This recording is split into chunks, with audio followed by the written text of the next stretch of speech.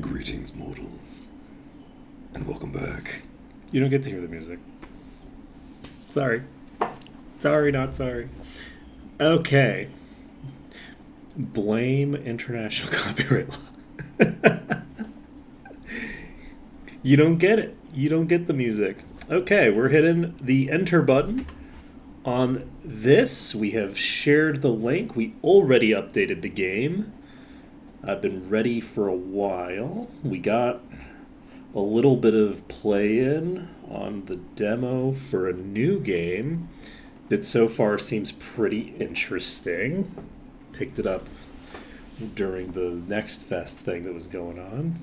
It's called The Necromancer's Tale. And so far, 3 hours in, seems interesting. I don't know. Kind of like a real world... But what if, like, maybe certain folklore was actually true the whole time? And it's real hard to replicate? I guess? I don't know, it's hard to say. Hey, Malekith. And presumably, hey, Asher Kitty, though that was like 10 minutes ago. You might not still be in here. Let's see. Malekith, I had questions for you. Let's see if I can remember what they were. The first question was the leech question, right? We should ask the leech question. I keep forgetting to ask when you're here. There were two questions. What was the other one? So we had a question with the leech thing. So when I was in the vampire dungeon, or not the vampire, the werewolf dungeon. When I was in the werewolf dungeon, I decided to rework this leech effect. Yes, Paradise Valley Wormling, that's the other one. Hey, Raphael. So I put this leech effect onto a random item. This leech restores mana instead of HP, and it didn't seem to work. I ran out of SP casting a 15 SP cost spell that was dealing like thousands of damage. So, like, what is that effect supposed to do? Specifically, I don't know. It was like a little lower than me, maybe. I don't know. It was just werewolves in the area that I was in. I still don't have GM monster thinger. I don't have master yet. I only have expert. So I don't think that I could actually see, but my guess would be, I guess we could kind of calc that, right? So if I've gained probably around 40 levels in Might and Magic 6, I would say that the werewolves were probably around my level. Might be my guess. It didn't seem like it was at all, right? So when I was using like a mass hit that was hitting probably 30 to 50 enemies, somewhere like that, it was clearly not doing anything meaningful. And then I switched to single target, and it didn't seem like it was working at all when I was using the single target spells either. I could be wrong. I didn't have a lot of testing with it because it took a lot of resources to add that to an item that I could use. So I didn't test it extensively. When I realized that it wasn't going to accomplish the objective that I needed it to accomplish, I just reloaded back to a previous save where I hadn't done that. So I haven't done a lot of testing with it, but it didn't seem like it was restoring SP. Or if it was restoring a low enough value that I think my Firebolt was only costing 15, right? Yeah, my Firebolt, I think at the time was costing 15 SP. So, and I'm pretty sure that I ran out of mana completely while I was using Firebolts. Like, I had run myself out of mana doing something else, but then I used a Firebolt, which consumed the last of my mana, and then didn't have any left after that, even though I had a thing that was supposedly leeching SP. Let's see. I wouldn't have any other legendaries than the ones that I have on hand, so I have the percent, like, I haven't changed my legendaries since then, so the percent-based HB1 is on, and The threshold to determine death and eradication depends on SP instead. So potentially that. Let's see. Right click on power.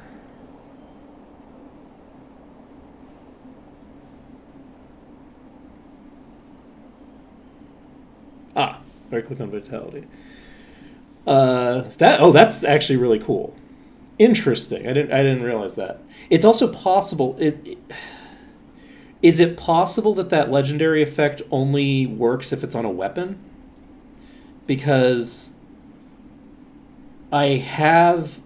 This is currently on a weapon. It's spawned on a weapon, but I moved it to a ring.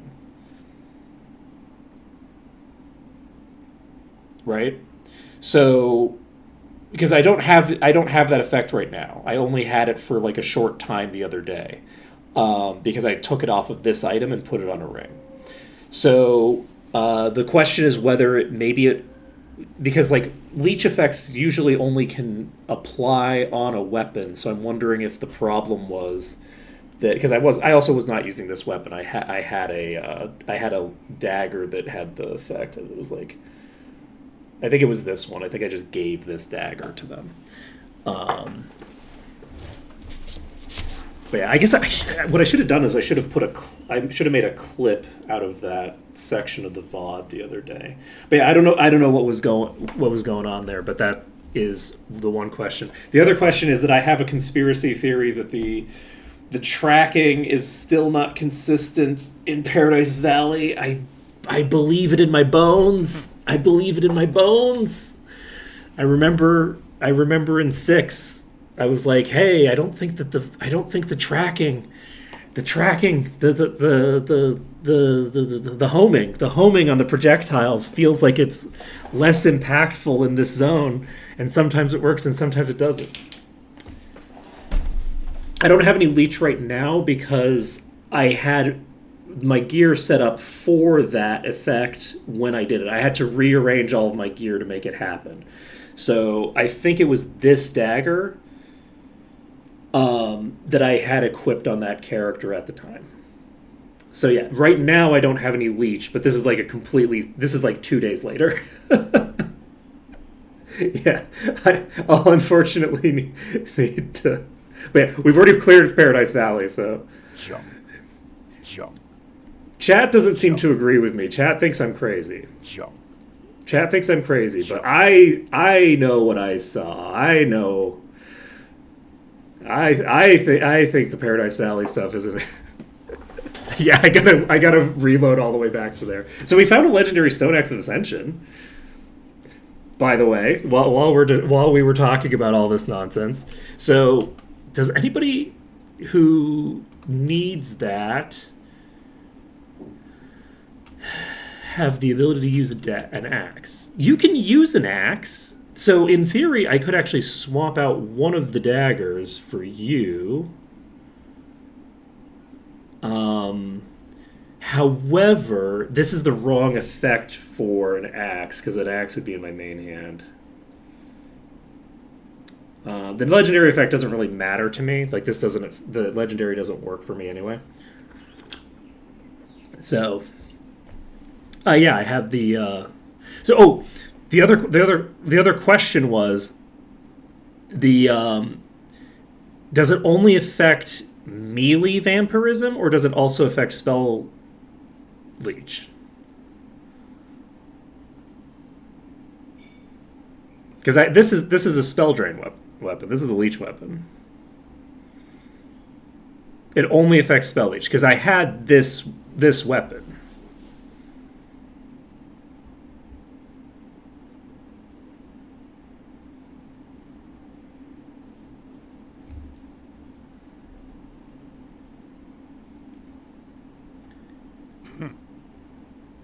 I didn't try equipping a melee weapon to hit someone and see if I drained using melee damage. I didn't check that.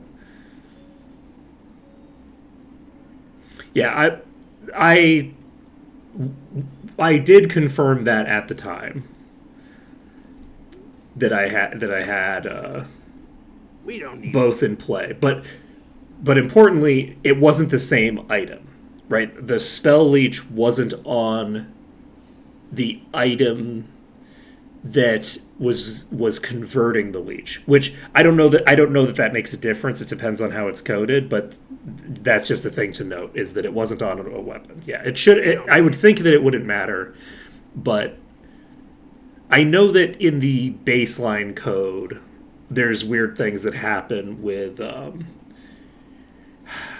trying to remember what it is. There's certain affixes that you can get on items that aren't weapons in vanilla, but which don't impact anything unless they're on a weapon. So like I think it's like attack speed stuff doesn't work correctly, but I think the Greyface patch fixed that, and that's why I'm familiar with it. Is that it's like in the patch notes for the Greyface patch or something.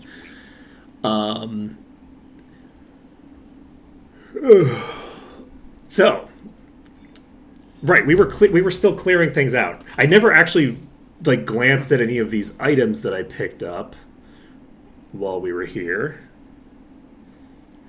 I have a legendary plate that is better than Yoruba for now.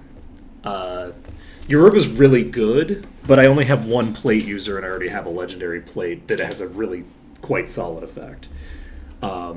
This is a very, very good legendary effect for me. Especially with my fairly terrible itemization at the moment. But yeah. This also has more armor. Like, we have 102 armor on this. Let's see here.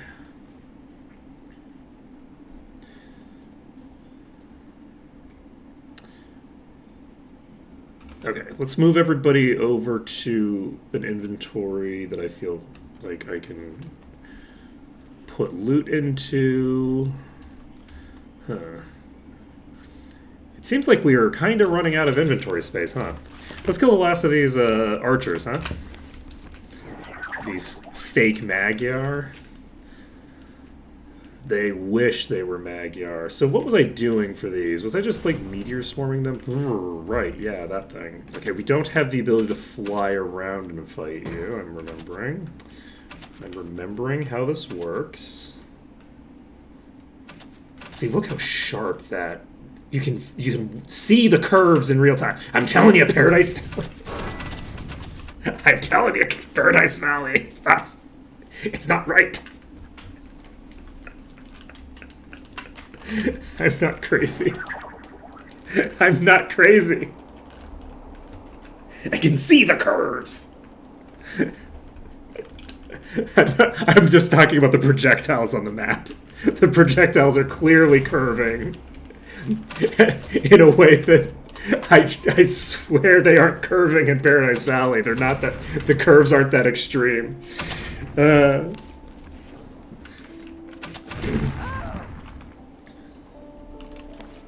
I'm probably crazy. To be clear, but I'm not. I'm not though. I'm right. I know I'm right. Like you can look at those fucking curves. You can't look at those curves and tell me those are the same curves we were getting in Paradise Valley. You can't do it. You can't do it. It might be.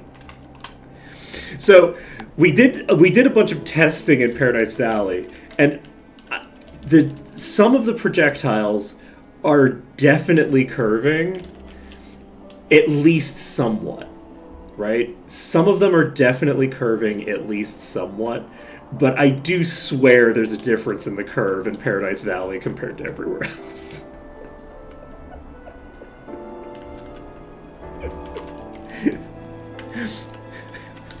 I would stake my sanity on it. And the problem is because the curve is way more subtle in this than it is in Might and Magic 6. It was really obvious, right? Like, you could see in Might and Magic 6 in Paradise Valley, like, sometimes it won't curve, right? Sometimes it won't curve. Yeah, I only died like 100 times in Paradise Valley. It wasn't hard enough. Yes. So, well, the homing effect is visible by the curve, right?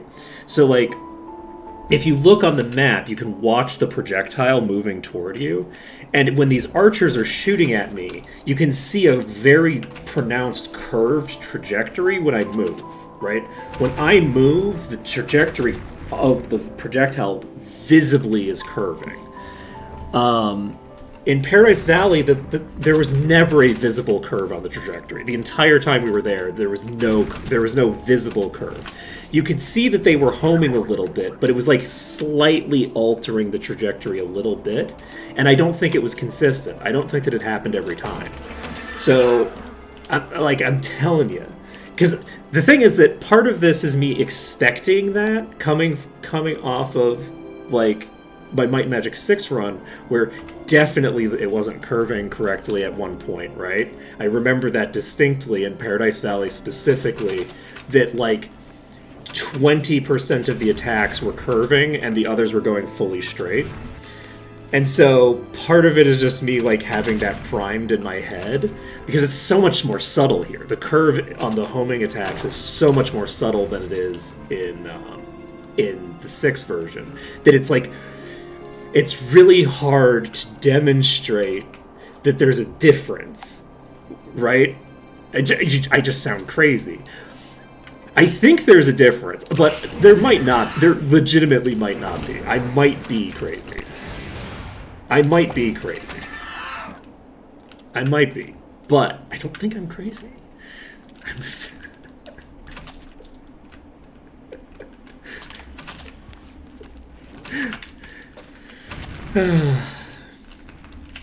Anyway, but yes. So those are the two things. The first is my conspiracism regarding Paradise Valley not being as deadly as I want it to be, and part of it is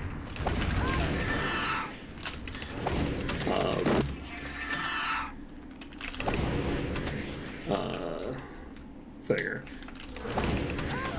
What it, if I'm honest with myself, what the difference probably is I'm not used to. There's like the enemies there are on the ground, and I'm shooting them from very very long distances. But no, because at distances like that, I should be getting a stronger curve, not a smaller curve. I don't know.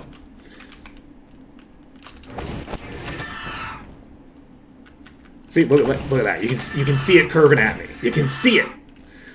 It's visibly reacting. Look at that. Look at that curve. You can see it. You can see it.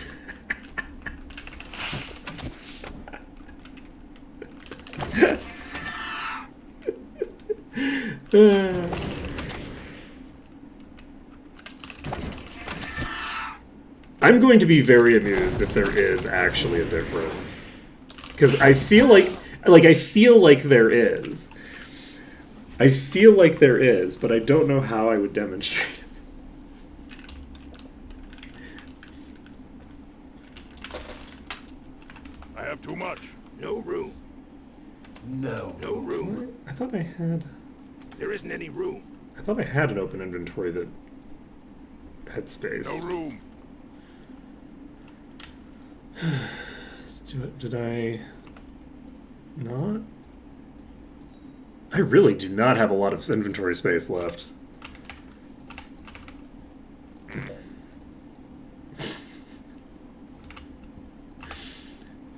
Okay. No room. It's fine. It's fine. We don't need that. We'll deal with the inventory boss once we've dealt with the rest of the archers.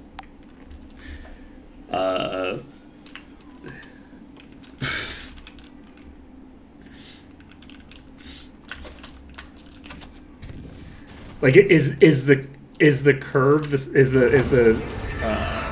the amount of homing the same amount as it is in other zones? It's the other thing that's possible. It's also possible that the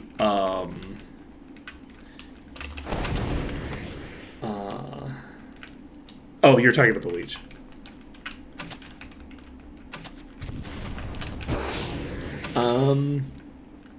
I don't know. I'll have to remake an item with it.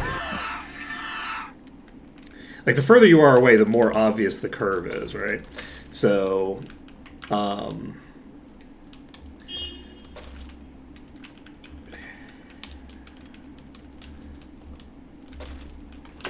especially like when you're looking on the mini map in particular, because you can see that like the trajectory of the thing is no longer going directly away from the enemy. It's now going like more parallel toward them.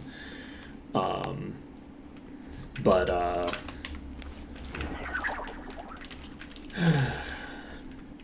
yeah. Yeah. So I will take a look and try to make another item with it and see what happens.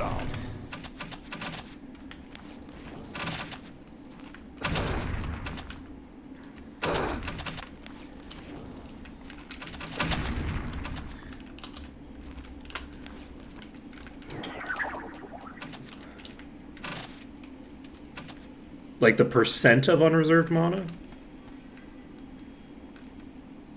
Or total? Like is the... So like if you have 40% of your mana reserved, it's like times 0.6. Is it?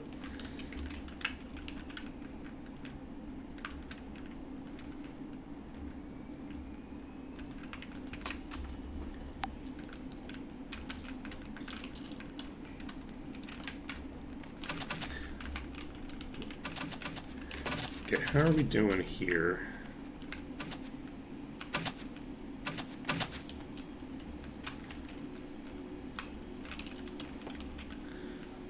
So, because yeah, I feel like if is there a difference between the formula for AOE versus single target?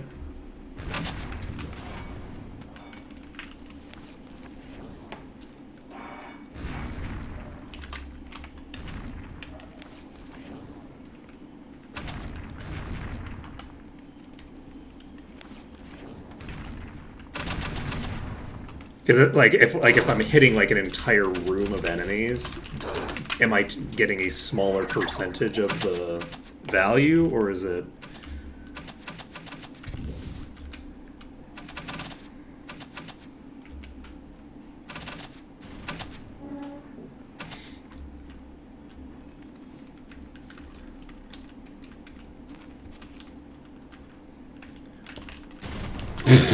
God damn it. Let's see.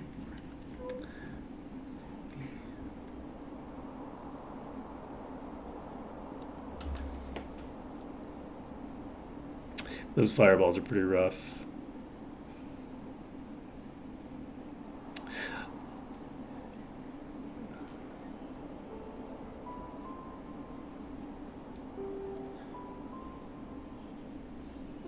Let's see.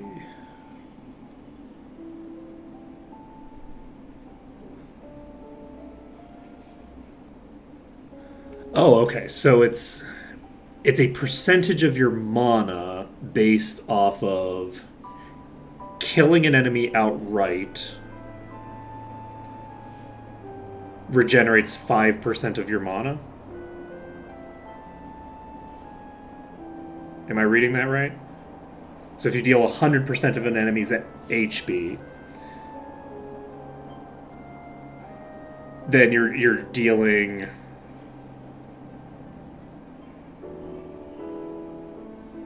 I think I'm reading that correct, right? So it's based off of your maximum mana. It's not based off of the enemy. Sorry, it's not based off of the damage. The damage is just there to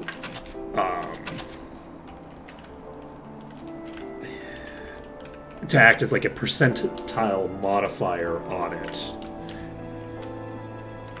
Right, so it's functionally it's similar to an on-kill effect. It's just weaker than an on-kill effect, and is it functions as percentage of kill the entire way. You don't explicitly need the kill to be lethal like you do on an on-kill effect. It's all of the damage, but it's fundamentally going to work the same way, where it's like it's a percent of your mana bar for each point, like each percentage of damage that you're shit. Oh no. The meteors hit after. Ooh, that is rough. Ooh, boy.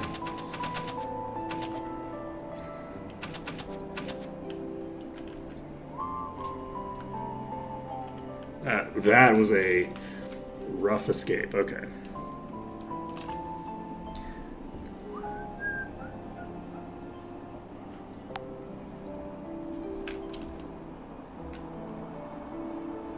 What is blue? What do you mean by blue?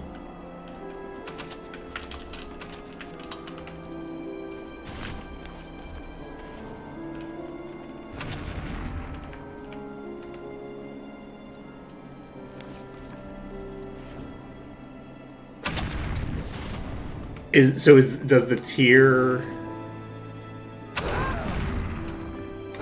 the tier change the percentage then?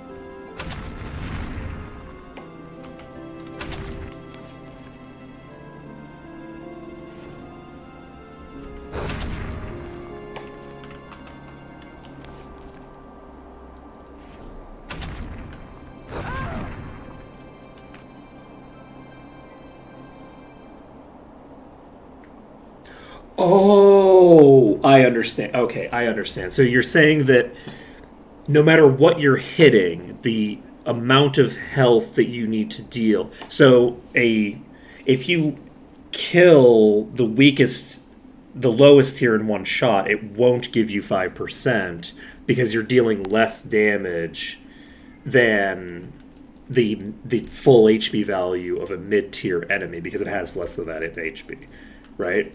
And then if you're hitting a third tier enemy and you kill that in one shot, then you're getting more than 5% because its HP value is higher relative to the B value. And then for a boss, you'll get multiple factors of that. Okay, I gotcha. Gotcha. Okay, I understand now. It's possible that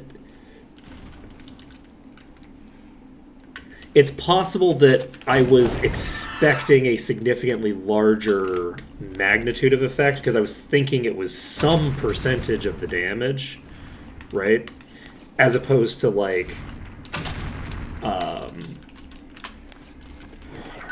a percentage of the max HP of the target. But I don't know because I don't think I got any. There. Yeah, well, that's the thing, right? I was kind of expecting that once I got the mana leech that my mana problems were over. So with a system like that definitely makes it so that there's way less of a overwhelming influence that it'll have. My mana problems will be over when I have so much damage that I can activate the 10% every time I cast a spell. Right, like that'll get the job done, but if we're just dealing with like fractions of my my actual mana bar every time, then that's a very big difference. Yeah, I don't have a complaint about it. If that's the way that it's set up, that's fine. I just didn't realize that, so I was expecting that I was expecting that it's like, how could it be mechanically possible for me to get less than 15 SP back when I hit something for 1,000 damage, right? And it's like, well, because it's not based off of doing 1,000 damage. It's based off of doing a percent of the enemy's HP bar and then comparing that to your own mana bar. So that's perfectly reasonable. I just thought it was broken. So if that's the case, it'll probably still be a useful effect. I just need to do more testing with it to figure out how big of an effect it'll be. Because again, I did very little testing with it. I just was like, oh, well, this can't be working if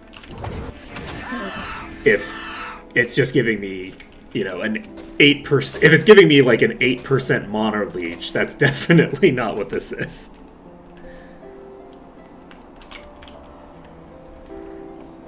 Can I stack items with leech? Because the caster leech only works on main hand, right?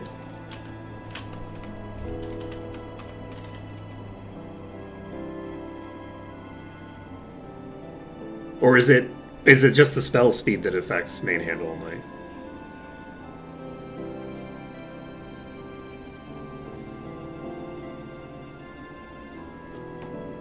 Right?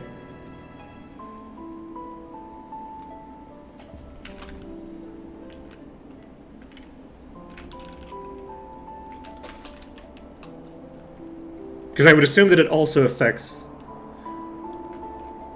Oh, so I can actually... I can put... Does the... Does that effect work... So which one is intended? Is it intended to be any slot, or is it intended to be...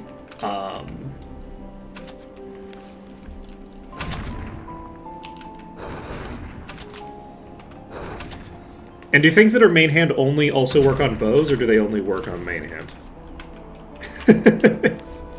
Like by design. I actually am not sure on that.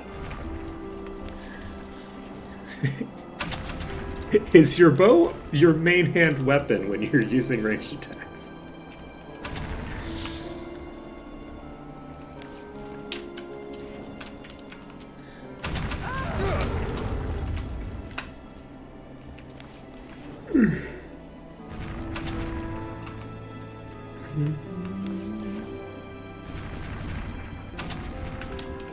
Okay, I think maybe these were too far away. Why did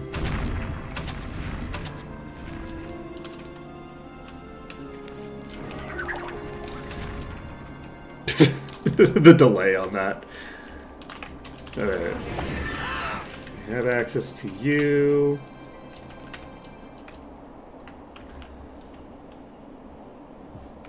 Alright, so basically if that applies to all things, then that would also mean that pretty much everything will work in any item slot at that point, right? Like, I feel like the of darkness but for spells was one of the last things that was a main hand only effect, right? Like I'm trying to recall what else there was that was main hand only, and I'm kind of coming up blank.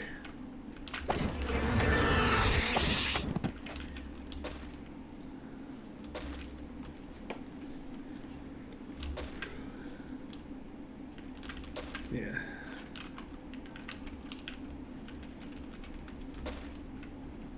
Yeah, Leech is a very difficult effect to make useful but not overwhelming, just by its nature, right? Like that's a difficult task.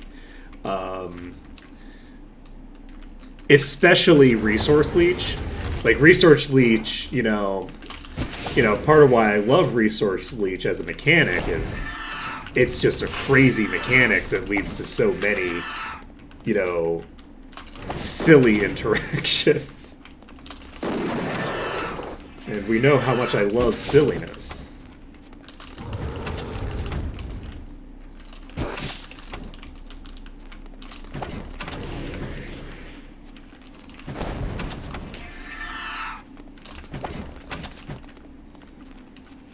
Am I doing this? No.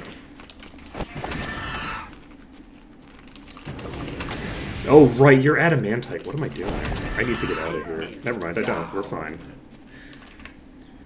It's fine. I was like, wait a second, this is going to take an eternity. I need to get out of here and go save the damage that I've done. But I don't.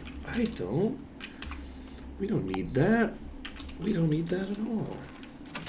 Okay, let's drop some meteors on your heads.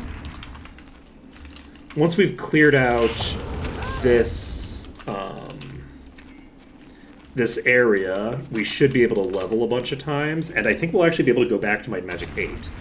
So now that I think about it, there's a decent chance that we won't be doing the thing I think we're doing.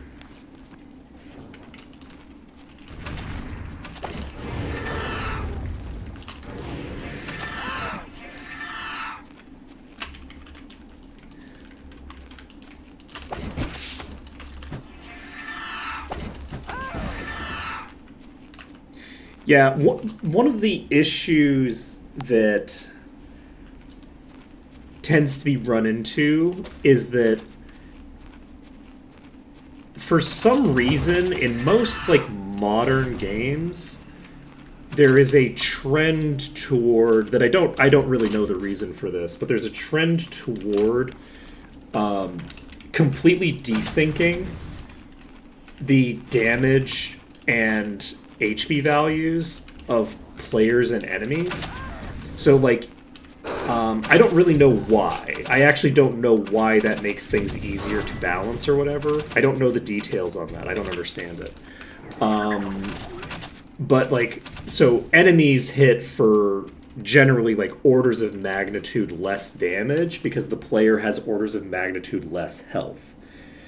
So, I don't know why that's the case, because it feels reasonable to me to think that if I have 1400 HP, the enemy could be dealing HP on that. It could that I could have 1400 HP and the enemy could also have 1400 HP, rather than I have 1400 HP and I hit for 50,000 damage in one hit. Right? I don't understand that. I don't. Maybe it has to do with like the power fantasy or something. I actually legitimately don't understand why the systems are set up so asynchronously like that.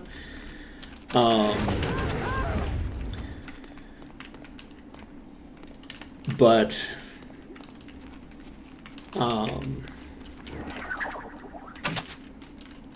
because like in a lot of older games,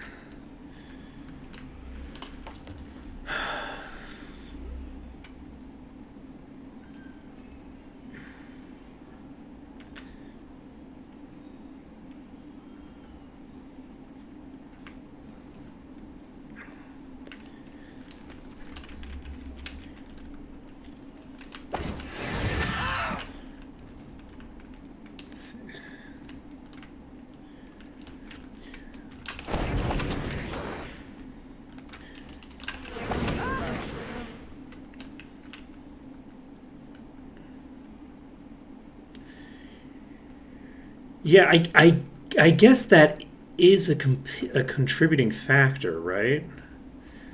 Like,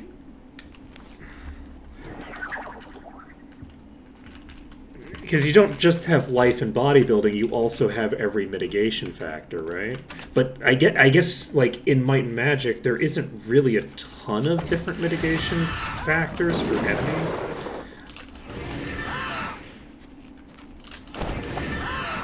Because like all of the absolute values are arbitrary, right? The absolute values you get out of one end or the other are fairly arbitrary. Like it's not like so like No room. there's really no I don't think there's any real reason why HB shouldn't scale at the same speed. Like even if you only have one stat for HB, right? You can just have it be 10 times as valuable and then you have your HB scales at the same speed that your damage does, right? Like it's like an arbitrary creative choice to limit the durability scaling, but not limit the damage in the same way, right?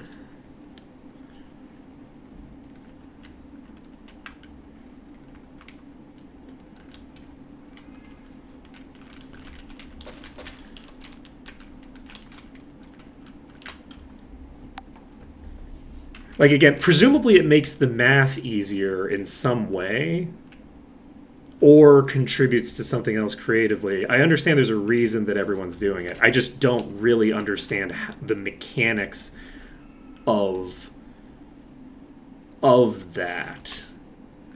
Because again, like older systems just don't really do that, right? Like in like a barbarian in like Dungeons and Dragons has a fairly similar amount of HP to a dragon at high levels, right? Like they're actually pretty fairly similar values. Like the Tarrasque doesn't have 2,000 hit points, right? The Tarrasque just doesn't have that much HP. It doesn't have anywhere near that much HP. So like the scaling of hit points and the scaling of damage are fairly in line. You know what I mean? Like there's more of a simulationist, these are in parity element to the way that like it's handled in things like D&D. But most video games have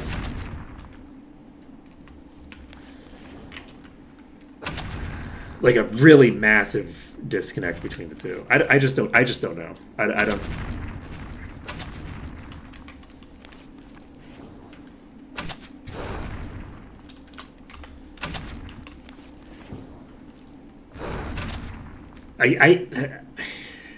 But yeah, I can kind of get how it must be a simplifying factor somewhere.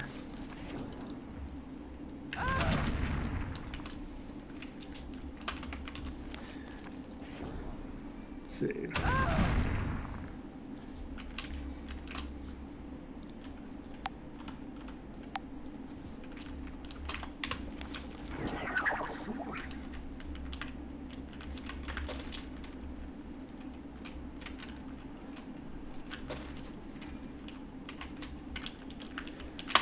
That's not really true. Like 3rd edition in particular is really crunchy, and you have the ability to simultaneously boost your crit chance and your crit multiplier and your base damage in ways that lead to really and your number of attacks per round, right?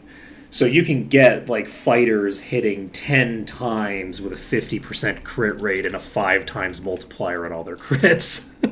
Which, like, that's very... You get some weird shit going on in 3rd edition. There are a lot of additive values as well. There are a lot of additive values as well, that's true. And 5th edition is particularly not crunchy, right?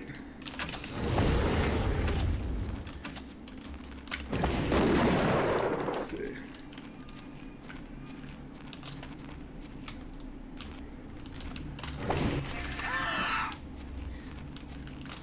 Yeah, most of the numbers don't.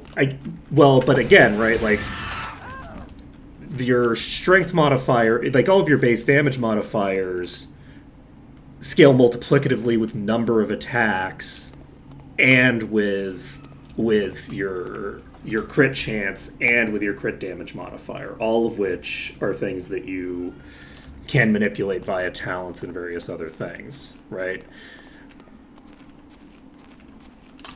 And things do get silly. Things do get silly if you take it full advantage of that. Which is probably part of why fighters get so silly in 3rd edition. Who wants some? Like, fighters do damage. Spellcasters don't need to do damage because the enemy is just completely incapacitated on your first hit. It's like, okay, I would like the dragon to make a DC 30 charisma save. If it fails the DC 30 charisma save, I win the fight. Oh, it didn't work? Okay. Well, I have a contingency for when a target resists one of my spells that teleports me back to my home. Okay, it's the next round. I recast contingency. Okay, next round. I teleport to the dragon's lair.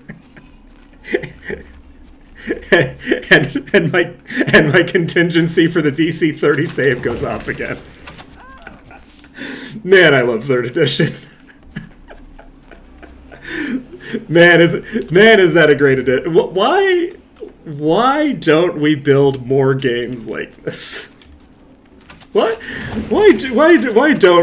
aren't games incredibly silly?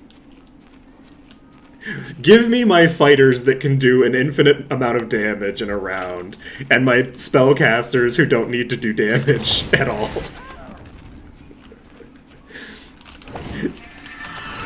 Want some?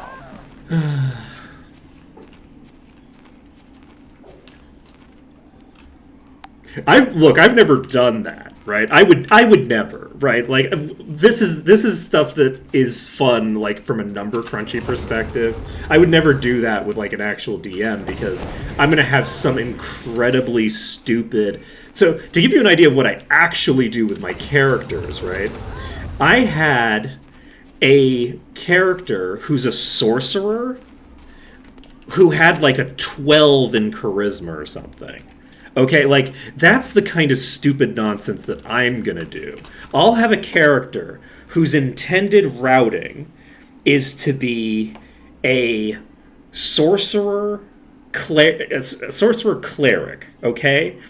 Sorcerer cleric with 18 intelligence and decent wisdom and no charisma. That's me. That's what I'll do. That's the stupid nonsense that I'll do, because I'll be like, oh, well, what if this person is just like, a fucking,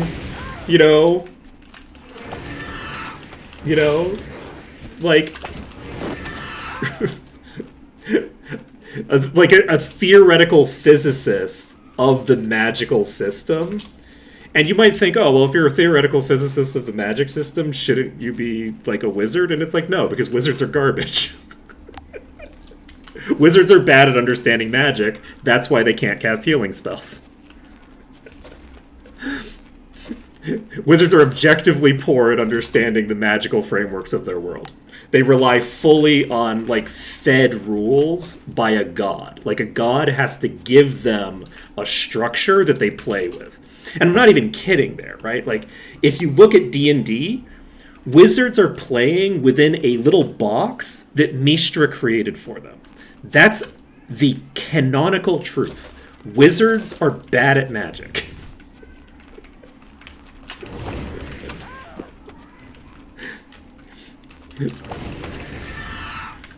Every bard is better at magic than every wizard, because every bard is an arcane spellcaster that can cast healing spells. They don't need a god to intercede on their behalf, but they can cast healing spells. Atheists can't explain this.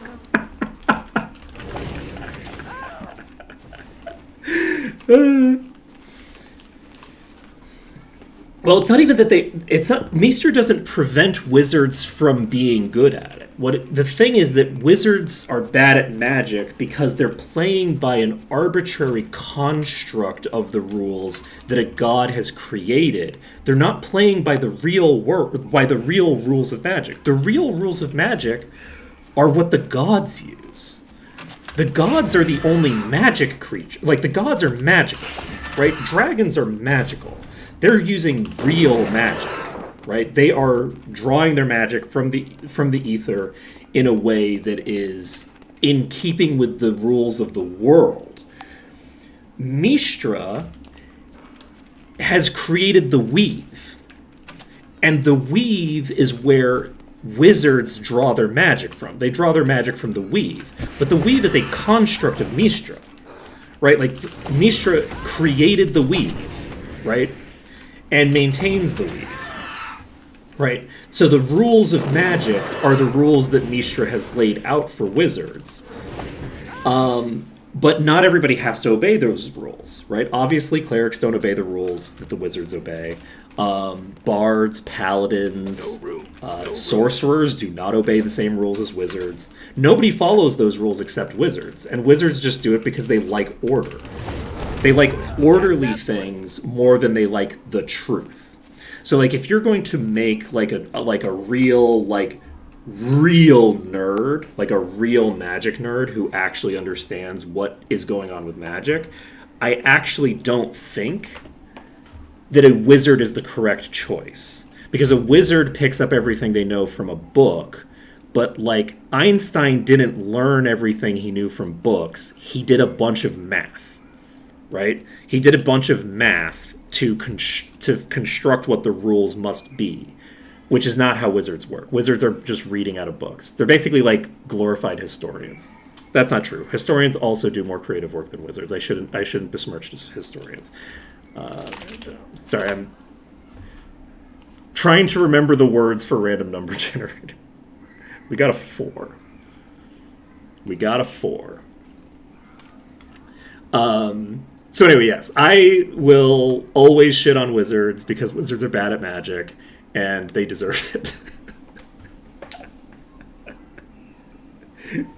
It was an excellent choice. It was always a bad idea for wizards in 3rd edition to be the masters of meta magic. Meta magic always should have been the domain of sorcerers.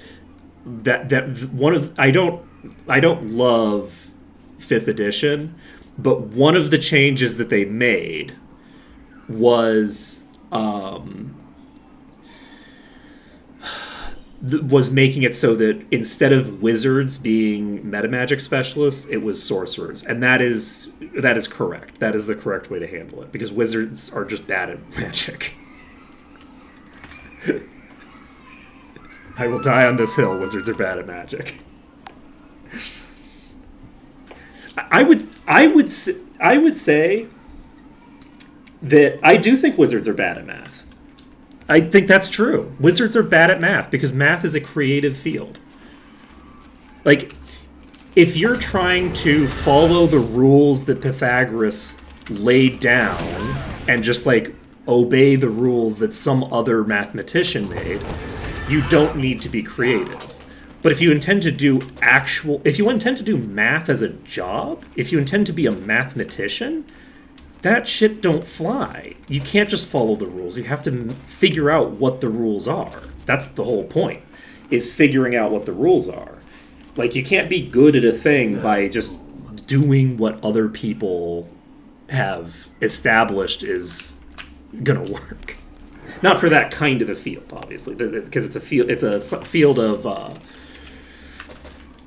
science is the wrong word. Yeah, like Newton just kind of randomly being asked a question like, "Oh yeah, how do like, you know, the planets work?" and just like writing it out on a napkin and being like, "Okay, here's some new mathematics for you." At a dinner party. Like that kind of shit. Like that's the kind of shit that Newton is a sorcerer. He's not a wizard, right? Even though aesthetically he has a lot in common with wizards, like the, you know, antisocialness and general propensity for random things. But yeah. And it's also important to remember, D&D has 2 statistics governing intelligence. They have intelligence and they have wisdom. And your capacity to reason and comprehend actual, like, to actually do logic is mostly the bounds of wisdom. And people will pretend that it's not. People will pretend that intelligence is the logic thing. Understanding that a person is lying to you is mostly logic. It's mostly a matter of being able to put together not social cues, but what is the reason? What is you reason out things of that nature, right? To a large degree, it's not something where you're just like, oh, okay, well, yada yada yada, right? Yeah, it's like all the, but no, it's not, because book learning, history checks are not wisdom checks. Knowing the date of when a thing happened is an intelligence check. Knowing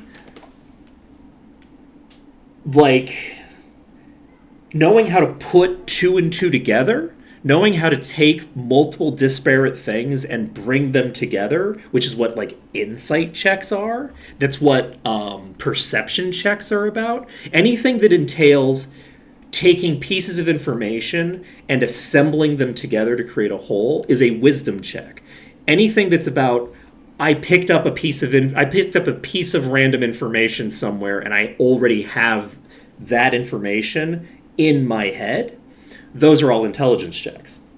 And the issue is that the people who made it don't necessarily realize what they've done there. But what they've done is wizards are well-educated idiots. That's what they are. They're well-educated idiots. They perfectly mirror what you see in whatchamacallit, in Discworld, right? Where you have these guys who don't understand any of this nonsense that they're doing on a deeper level, but they're very familiar with a bunch of rituals that they do not understand the purpose of. Because if they understood the purpose of them, they'd be sorcerers, because they could just do it on the fly. They'd be able to figure out how to cast a spell on the fly. They wouldn't have to memorize it out of a book. Right?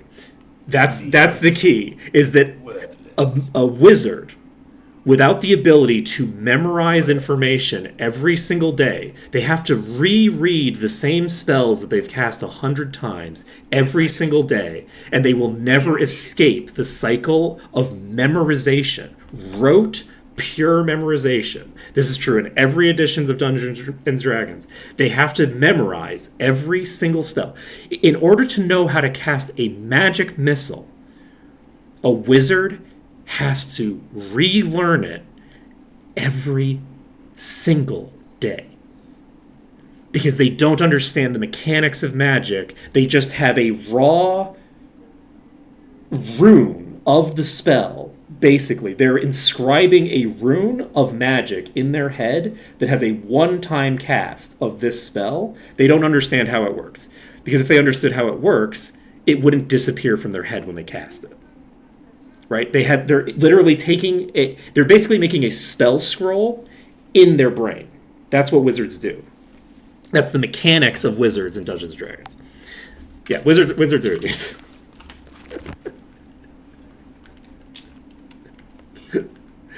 Now, look, a lot of this is objectively true information about wizards, okay? A lot of this is just objectively true about the mechanics of wizards. A lot of what I'm saying is simply true.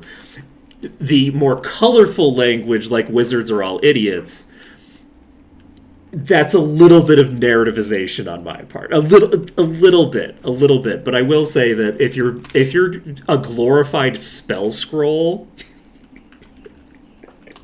you're not a real magic caster.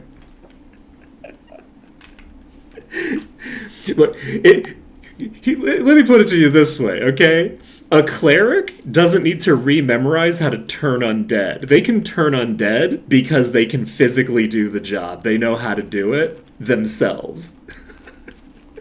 They didn't turn themselves into a glorified spell scroll for one day.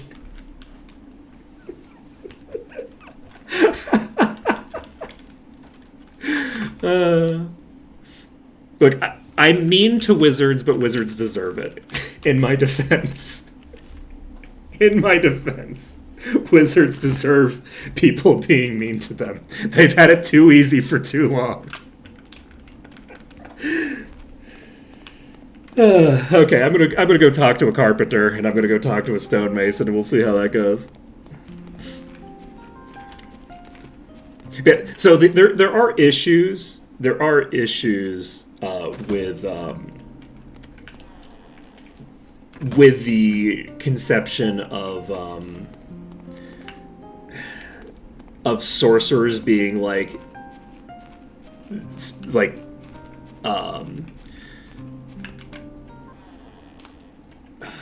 basically wizards who actually understand how to do magic. There's issues with that interpretation. Okay, there are issues with that, especially tied into the draconic bloodline and this, that, the other thing. Like, where they're kind of like supposed to be intrinsically magical in some way. So, like, a sorcerer is cheating. It, like, canonically, the only way that a sorcerer is actually this is if they are specifically a wild magic sorcerer. A wild magic sorcerer does not have a bloodline trait. The reason that a wild magic sorcerer has the capacity to mess things up in the way that they do is they have nothing streamlining it. They are just a person casting spells purely by their knowledge of how the spells work. And because of how complex magic is, it's such a difficult thing to do. If you're not turning yourself into a spell scroll and you are actually casting the spell, there's so much room for error and things get a little wacky. Things get a little wacky. But, like, if you're, like, a draconic bloodline sorcerer, there's an argument that the same rules of understanding apply, where they understand. But there's an argument to be made that a draconic bloodline sorcerer actually doesn't have any better understanding of how magic works than a wizard does. They just are magic, right? Like, they're built-in magic, so it's like for them casting spells is trivial, right? So there's an argument to be made there. Not all sorcerers are created equal. However, wild magic sorcerers are the smartest spellcasters, and wild magic sorcerers are very funny as a result, because there's like a dynamic to it where, like, they're weirdly like a charisma based class, which I actually think is a bad idea. I think that just like with martial characters, a fighter isn't a strength based character intrinsically. They can be a strength based character if you build them that way.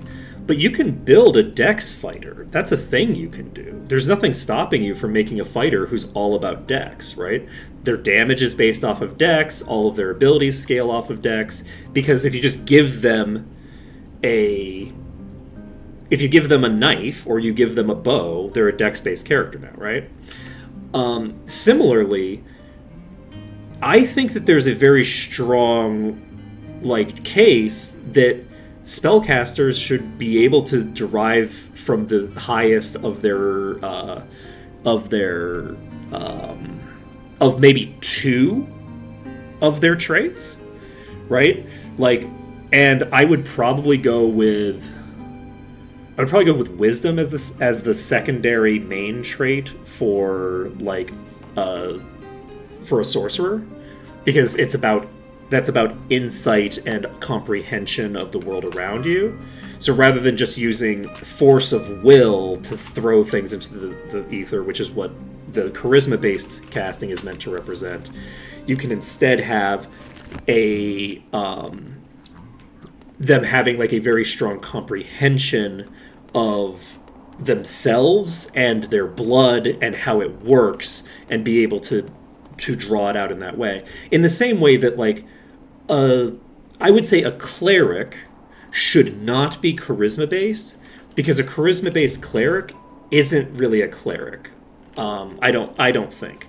A charisma-based cleric is closer to being either, like, a paladin or, like, a favored soul. I think that these are concepts that are... There's a meaningful distinction between the two, right? And if you want to just give it so that any of the casters can use any of the spellcasting attributes, you just flavor them differently, I'm actually fine with that. But, like, if I was just going to go with two, I would give wisdom as the secondary for sorcerers. I would give wisdom as the secondary for wizards, so wizards could actually be, smart. They could intuit things a little bit. That would be nice. Baron Anthony Stone, High Priest of Freehaven. I'm shitting on int-based characters so much for someone who has an 18-int sorcerer. But let's see here.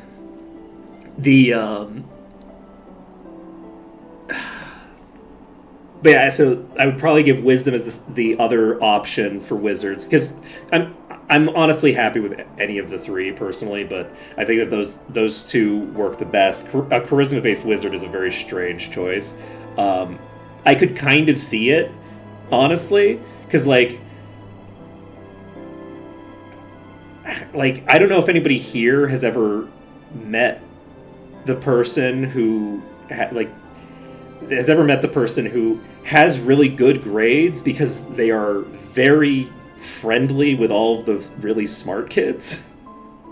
And so they're able to get better educated by virtue of their charisma. Like, they get that, right?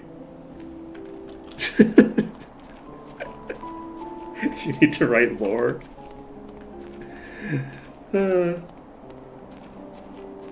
Look, I have a long history of deep diving into the lore of settings. Since I was a kid, I was deep diving into the mechanical details of how Dungeons and Dragons works in particular.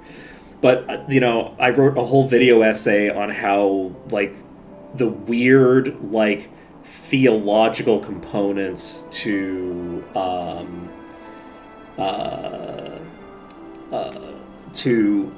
Tolkien's work, right? Like Tolkien's work, like how the actual metaphysical magic system works to a degree, but also like the weird, racial supremacist stuff that's built into it. That the argument that I make is that it's all written by elves, and the elves are elven supremacists, and so it's all written in a very racist fashion. So it's not actually true.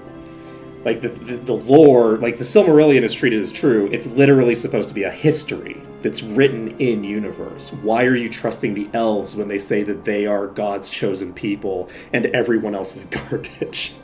You probably shouldn't listen to the elves when they say that.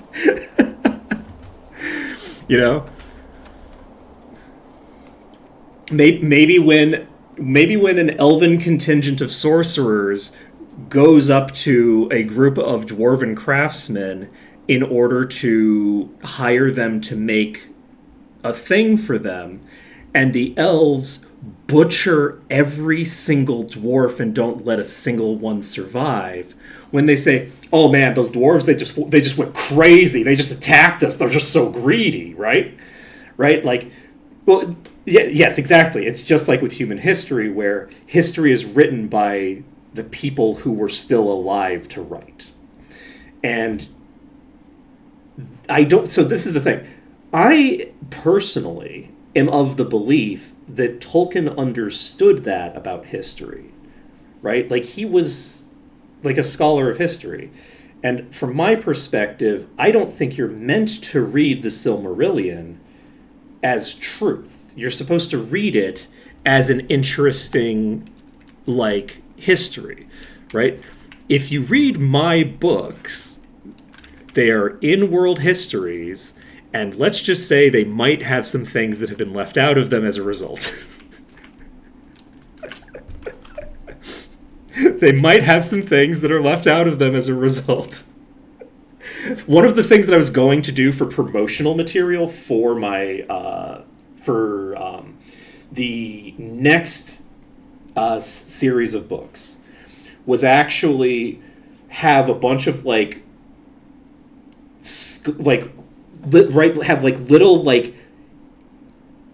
things where, Latilia Savar is my pen name. Latilia Savar is a person in the setting that I write in. That is a specific person who comes from a very specific point of view sometime in the future, right? And they're a very fun character, and they have some very specific stuff where, for the most part, you can trust what's written in the books. I'm not lying to the audience about... There's not, a lot of, explicit lying going on. But the specific way that everything is framed is coming from the perspective of a person who has access to certain information and doesn't have access to all information. And so what they're writing is what they're writing. And anyway, point being that Tolkien knows what he did. He knows what he did. He did it on purpose. That's my belief. I respect him. I respect what he did, which is write incredibly, strong elven propaganda that people then just eat up like, oh yeah, this seems right. The half elf who is called half elven by all the elves, and it's like, oh, okay, this dude is like 97% elf, and they call him half elf because he's a filthy half breed who's part human. Like, that's canon. Right? Like, he ain't half elf. Aragorn is more than half elf, okay? I don't think that's true. I think Aragorn's like 30% elf. Yes, I did blood quantums on Tolkien shit a long time ago. Don't even worry about it. It's fine. It was part of my research. Where am I going? I'm going somewhere. Let's see. Shit. Okay, so I'm now realizing that we don't have quite enough EXP to leave, which means that we should probably train because we are going to get exhausted. So,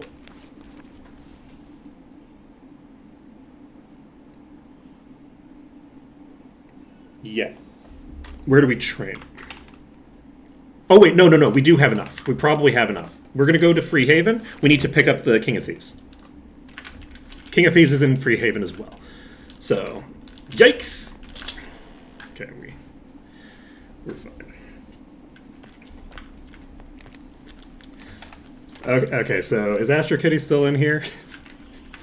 Was me ranting about how dumb wizards are and how all of Tolkien's stuff is written from a very biased pro-elven perspective? Because some of the stuff is not written by elves, but it's written by people who almost all of their understanding of the world comes from the elves who tell them how the world works. The hobbits don't know shit about the world. Okay, let's go. Bring it.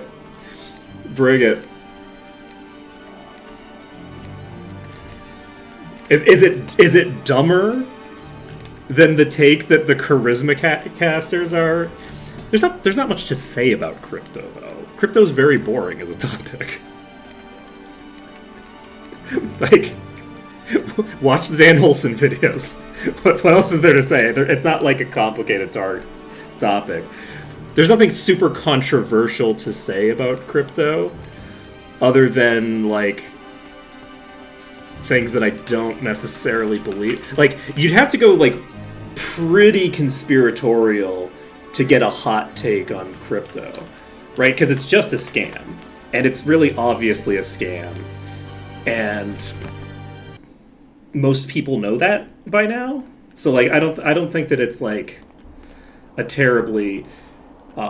It is funny in some cases, right? Like the Square Enix losing their monopoly on like almost every video game intellectual property. Because the president of Shinra, what is it? Square Enix, Shinra, Square Enix, same difference. Energy company, video game company. I guess it's a multimedia company now, not just a video game company. But like, it was very funny that the president of Square Enix lost the company so much money on crypto that they had to get rid of whatchamacallit. They had to lose like Tomb Raider as a property. They had to sell Tomb Raider because they ran out of money because they wasted it all on crypto right before the crash. So that's funny. Other than that factoid, like, what else is there to say about crypto? It's just a scam. Okay, so we're now at the point where we can finally go back to Garrett Gorge, which is very exciting. Do we train here, or do we train in Garrett Gorge? I think we'll train here because I feel like we can. This is not training. This is also not training. No, the training, that's protective services, which is a totally different thing. It is closed.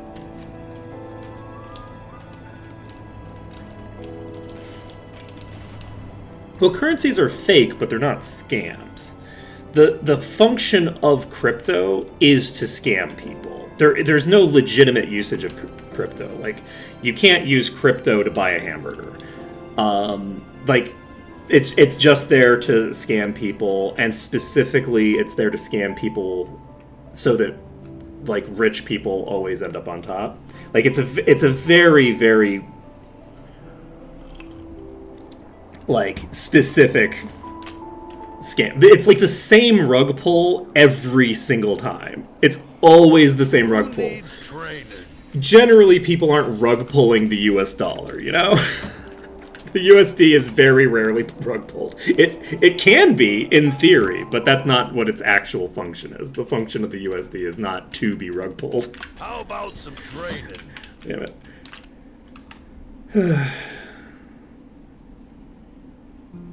Let's see.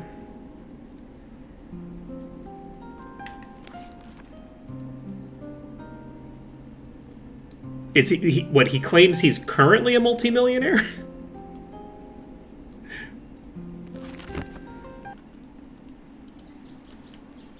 Banks can't print money. Well, I guess they can, kind of, right? They kind of can. Technically, the Treasury is the only place that's supposed to be able to print currency, but that's not strictly true anymore.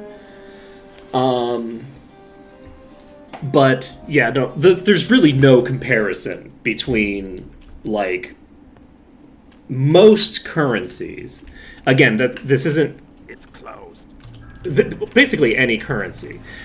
I'm trying to think of any currency, like, even currencies that have, like, hyperinflation are generally not scams in the same way that, like, the Trump coin was, right? Like, they're just explicit, like, rug pull machines. Like, that's what they're there for. But, like, inflation and even, like, hyperinflation, right, is a component of the economy because capitalists want it to be there. But the limitations on currency, the rules that allow it to be used as a currency, as opposed to, like, a vehicle for, like, unadulterated betting. What's the word that I'm thinking of? Betting isn't the word I'm thinking of. It's not prospecting, but it's basically prospecting. Basically, there's rules that currencies abide by that the people who rip you off with crypto wish they could do with currencies but can't. Everything that's bad about currencies exists in crypto. Nothing that's good about currencies exists in crypto. Like, it's a very, like, these are not really that similar to each other kind of dynamic, where it's like It is closed. It turns out that, like, capitalism is bad, and every component of the economy is weaponized to disempower the working class. But there's portions of the economy that, in order to have the economy function at all, in order to maintain the system itself, they can't turn it into a casino. Some parts of the economy have to work. And if they fuck with it too much, the country collapses, right? So that's where hyperinflation comes from, is, generally speaking, somebody, whether it's the government or somebody else, messing with the fundamental stability of the currency, right? And the thing that crypto has is that hyperinflation, the things that happen that make hyperinflation a problem, that volatility is built into crypto because it has no rules. There's no rules that prevent anyone from doing anything bad. with crypto because it's completely unregulated. So, like, trying to create a system where it is physically impossible to, like, We don't need it. do bad things is generally going to be a failure. You need a system that doesn't incentivize those bad outcomes. But yeah, I don't think that crypto and like real currencies are really that similar in practice. Leave it. Worthless. There's an attempt by the same wealthy people that really want to fuck everyone else over. Currently, like there's a trend where they are trying to make to basically tie everything into crypto so that you can't opt out of it, which is great for them and terrible for everybody else. Stuff like tying people's 401ks to crypto and stuff like that is explicitly a tool by which there's always a huge pool of money that they can pump and dump continuously with. And, oh, right, yeah, I'm hostile to you, aren't I? Oh, I can fly. I can fight you while flying. Okay, I just took falling damage. Dropping to the ground. Might Magic 8, very janky place. At least I think I took falling damage.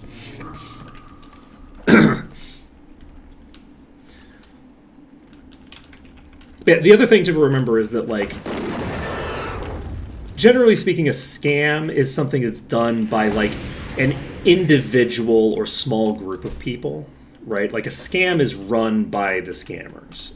The kinds of stuff that goes on with currency manipulation and stuff like that, like, the actual, like, stuff that keeps the poor, that stuff is done on, like, massive levels of, like, institutional scale that is not, like, there's, like, no insiders, really. Like, for some of the individual behaviors, basically there's each individual component of it has players who are in on the specific thing that they're doing, and some of them probably realize that what they're doing is going to have the effect that it's going to have, and some don't, right? But the key is that there's really nobody at the helm. There's no, like, scammer there. It's like a loosely collected series of vague financial interests pushing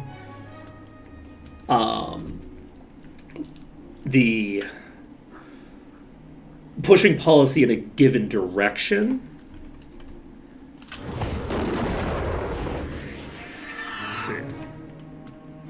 Yeah, basically anything that involves the blockchain, as far as I can tell, is probably a scam.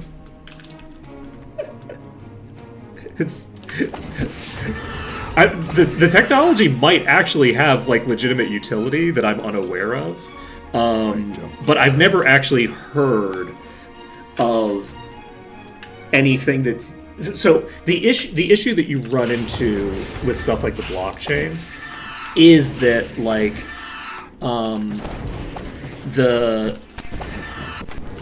if there is a legitimate use for the thing that's very cool and interesting, it's probably going to be invisible because there's just no money in it. Because there's so much money in scamming people that, like, most of the modern economy is just scamming people, right? Like, it's just scams. Like, see the amount of money being thrown into AI, and it's just a scam. Right? There's, like, it's just venture capitalists throwing money at each other with, like, absolutely no marketable product anywhere on the horizon, right? None of these companies make any money, and none of them have a theory of how they would make money at some point in the future, right?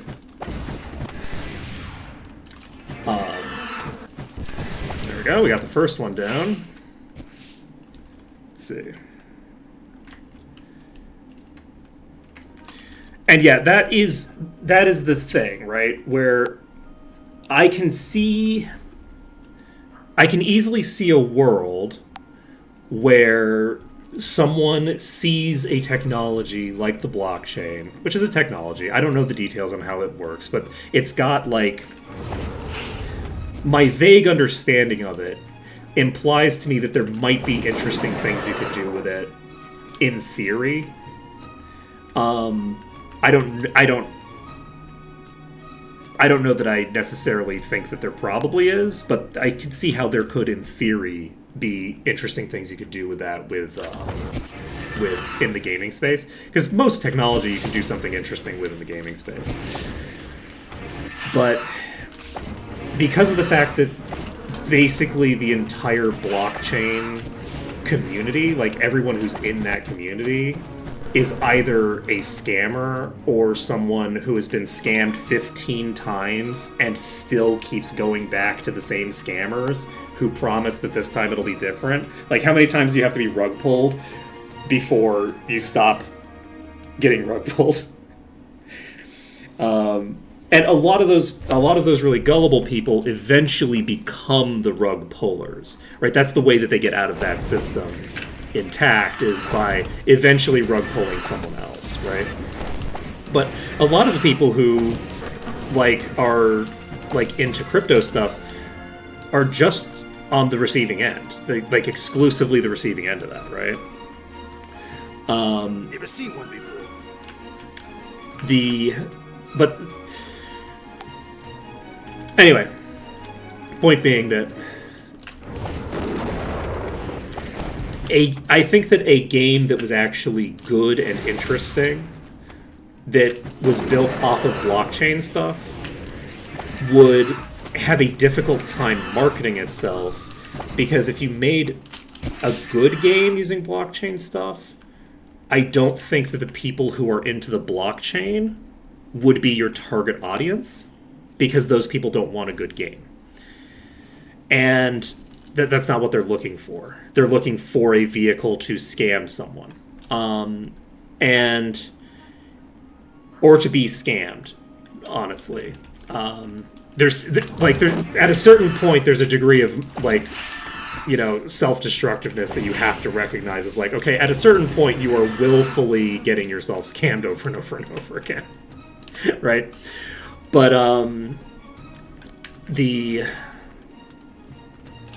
because of that fact, it's I feel like if somebody made an interesting usage of the blockchain technology, I almost feel like they would probably, if they were going to try to market it, they would probably only talk about the blockchain tech that they used after the product has come out and people have used it and enjoyed it, because the blockchain people are not going to be interested in the kind of game mechanics that a normal person would be interested in. Similar to how if you build a mobile game, right? You can either target whales or you can target everybody else. You can't really... They don't want the same things. All the things that the whale wants are kind of directly counter to what everybody else wants, right? Nobody else wants a game that's pay to win, but whales explicitly do want that. If you listen to people like that talk, and it's not exclusive to the gaming scene. You see that in a lot of other places as well. But people who are going to play a video game and pay an exorbitant amount of money to win, and then feel good about having won by paying a bunch of money, those people think they deserve that win because they have money, and that money is they don't think of that as cheating or an unfair advantage. to them, the entire game is about whether they win or lose. They do not care about why. They're not trying to improve themselves as a person. They're not trying to, like, they're not trying to have a battle of wits with another person. They are just trying to, like, flex their wealth. It's like it's a component. It's like a conspicuous consumption thing, right? And similarly, because the blockchain is mostly a tool for, like, just ripping people off, like, that's its primary function. The people who are going to be sold on a game using it are not generally going to be people who would be interested in, honestly, anything other than scamming each other. It seems to be the only thing that they care about.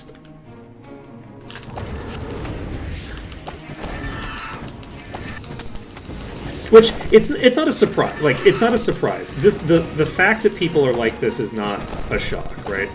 We are all a product of our environment. And our society only values wealth. That's the only thing that our society values. Nothing else has any value to society. If it doesn't pay well, it's not respected. And that is pretty universally the case.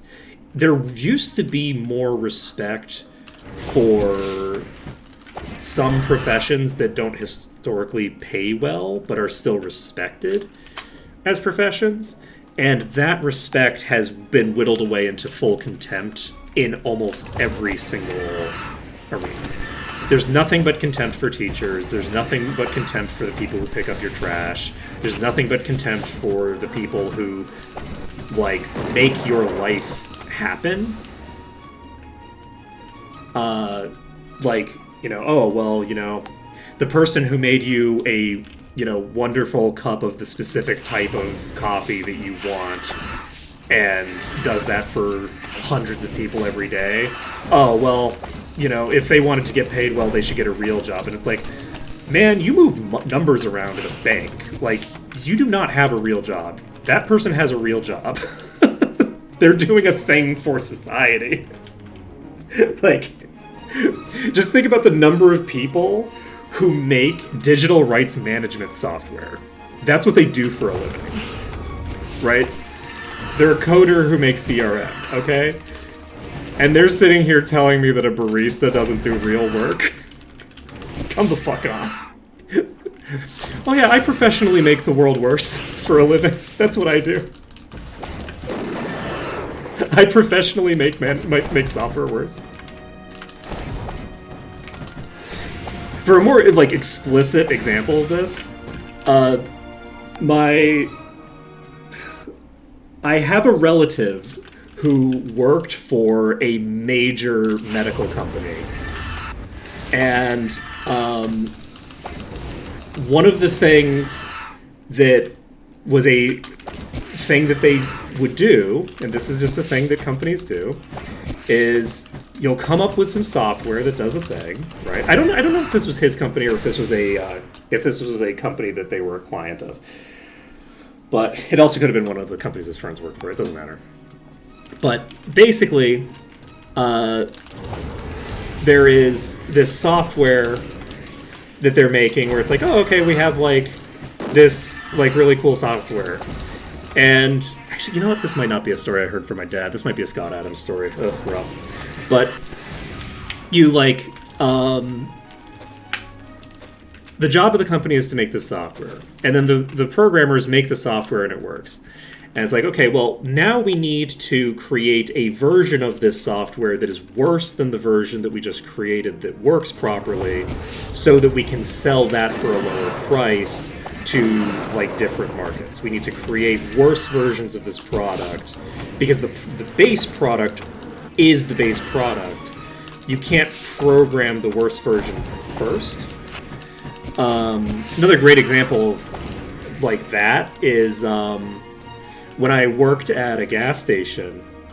Anyway, point being, like, there's people whose job it is to make software worse so that they can charge more money to some people. Because it's not so they can charge less money to some people. It is so they can charge more money to some people, right? They could just be selling all of the software at the selling point that they had. They're not doing it because they don't want to. They want to make more money.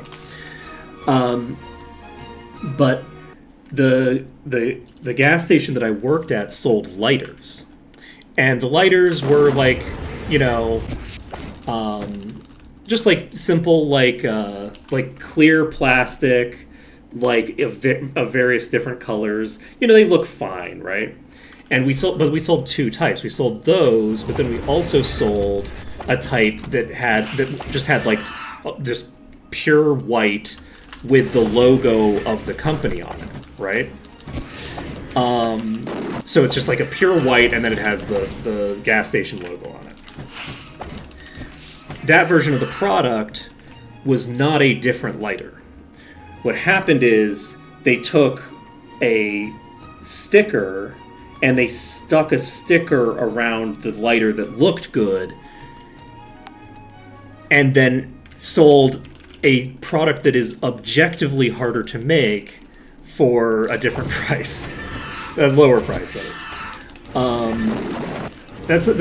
And again, the important thing to remember is there's somebody whose job it is to take the lighter that's a better lighter, like it just looks better. There's nobody wants the lighter that has the branding of a gas station on it. That's not a product that there's like a market for. And so they're taking that product and they're making it worse on purpose. That's their job, is to make the product worse on purpose, right? And that's the economy we're in. There's really not that many jobs out there that are just like objectively as good for humanity as like basic service jobs. Like, okay, I work at, Subway, or, I work at Starbucks, or I work at this or that. Those jobs create, a very strong, coherent service every single day. Every single day those people go into work and they do something that's beneficial to society, right? And that's really cool. And those companies are generally evil. don't let me be mistaken as thinking this is a defense of those companies. It's not. It's a defense of the people who work doing those jobs, right? Though those companies are also objectively superior to like any venture capitalist firm, because what venture capitalist firms do is they take a thing that exists and make it worse and then eventually destroy it, right? I mean, that's what happened to the Might and Magic series. The Might and Magic series was just destroyed by venture capitalists. That's just objectively what happened to Might and Magic. Happened to a lot of things. It turns out that if you buy a company and then you put it in debt to you, you can bankrupt it real fast. If you make the company pay for its own acquisition, like if you buy the company and then with its money that it doesn't have, it's just being loaned out. Venture capitalism is wild. Anyway. Okay, Astro Kitty, have you gotten what you wanted? Is this what you wanted? Was this your desire?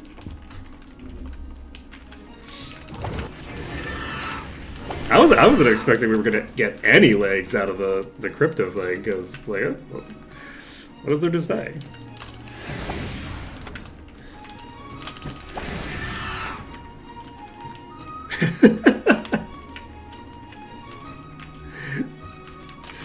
I was very curious. I was like, oh, this is interesting. When you sent that message on the Discord, I'm like, huh. You have a thing. It's similar to the currency thing, where it's like the stock market is fundamentally all the problems that the stock market has, because the stock market is a gambling market.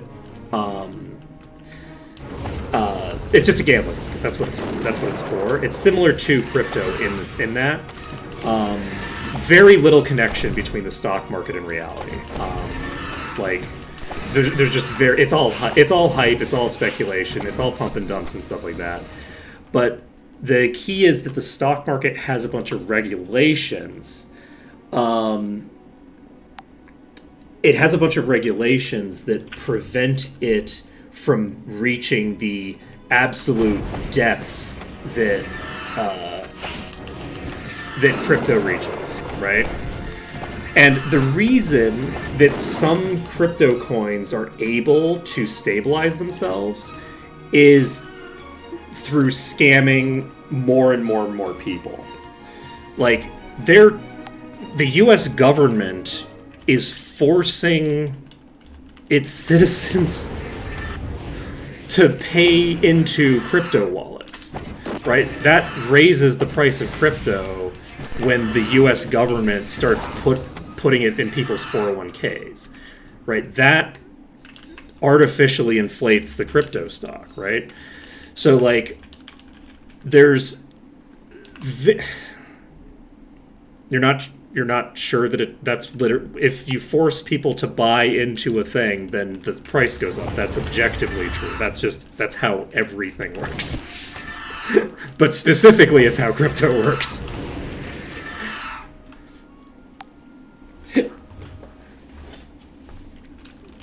Like, crypto used to be mostly used for, like, criminal money laundering, right? That's what it used to be for. And it hasn't been for criminal money laundering for a while. But, like, that's the legitimate usage of crypto. The legitimate usage of crypto is for human trafficking, right? You could argue whether that's legitimate usage of the currency, but the legitimate usage of the currency is to do things that would be illegal to do and not have it be tracked by governments.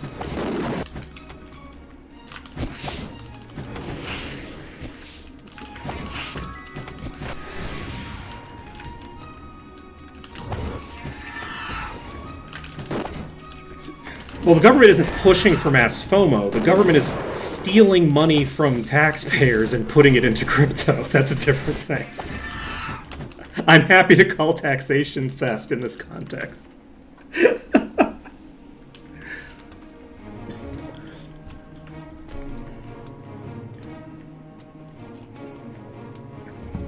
But that's the exclusive purview of it, right? Like, the purview of crypto is human trafficking and scams. Those are the only two usage cases. Like, there isn't another usage case for it. Because crypto doesn't have a utility outside of doing, like, okay, fine, you can do drug trafficking with it too, but, like, there's not a lot of usage cases for it. The only things you can buy with crypto, realistically, because, like, you can't use crypto as a currency. It's too unstable to be a currency, right? You can't use it to purchase things day to day. You're never buying groceries with crypto. Because do you want your groceries to change in value by 300% every day? Right? Like, no, there's no crypto that's stable enough for that. But, like, the thing that it's good for is hiding the transaction. To be able to make a transaction without anyone knowing that it was you who made that transaction and tying you legally to the transaction. That's what it's really good for. And the primary use of that for a long time was, okay, well, if we take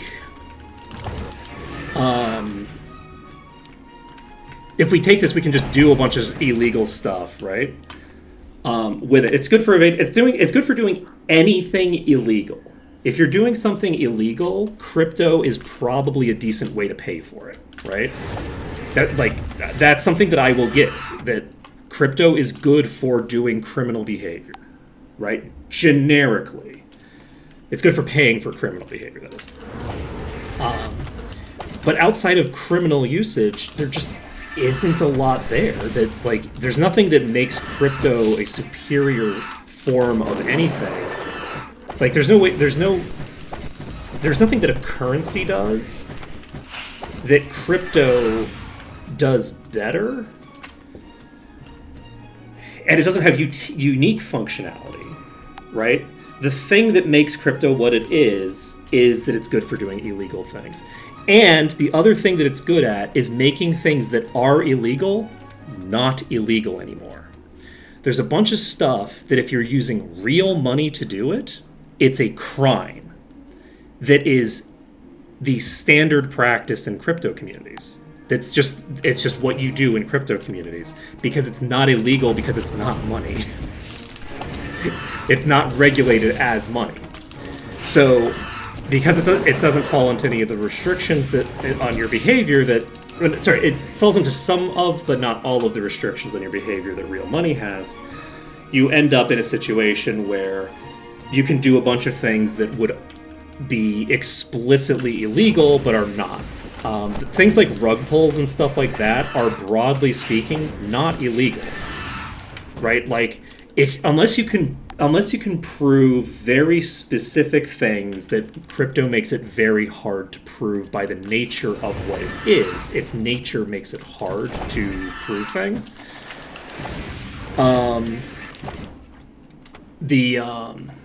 Like you can prove criminal conduct. You can't prove who engaged in the criminal conduct, right?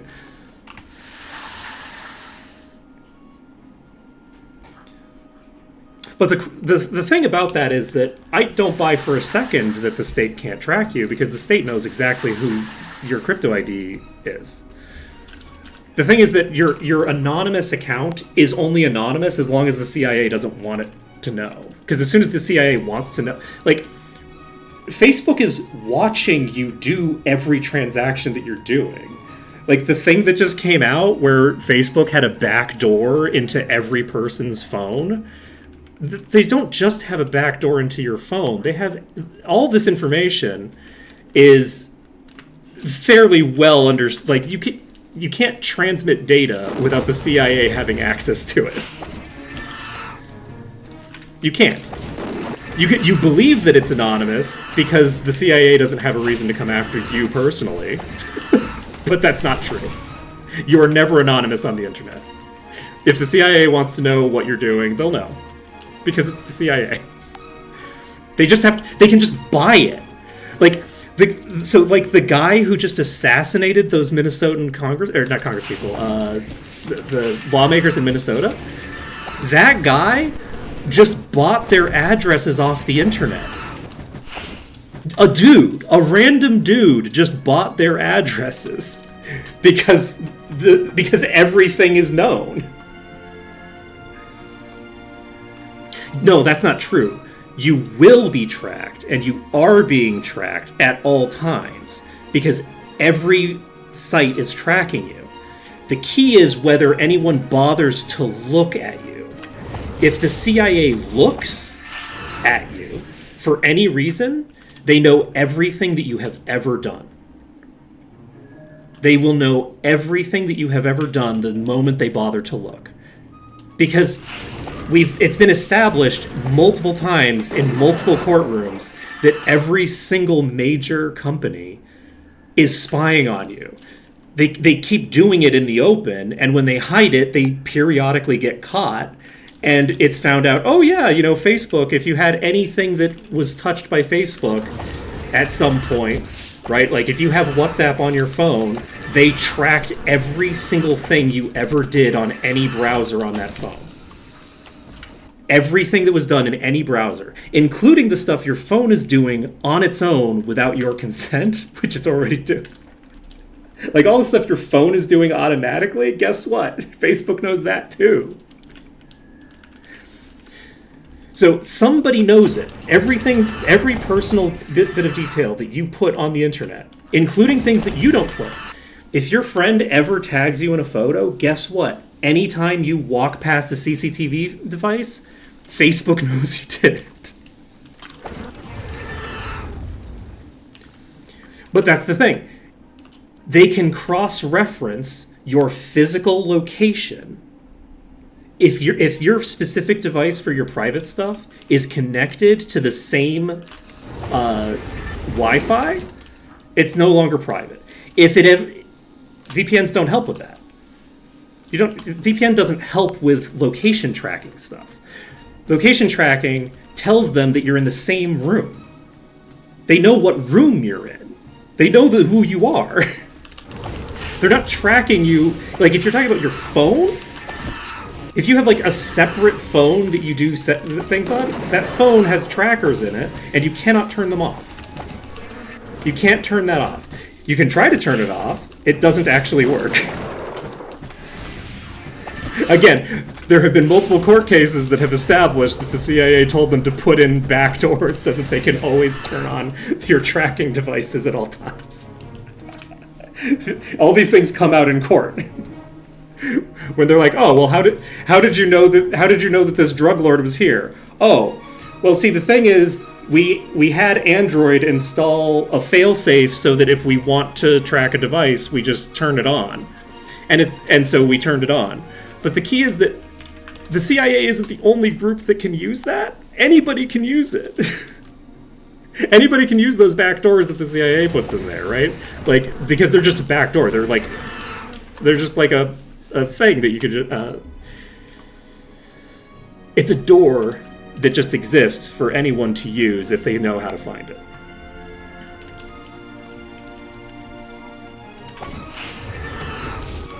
We live in a pros privacy world.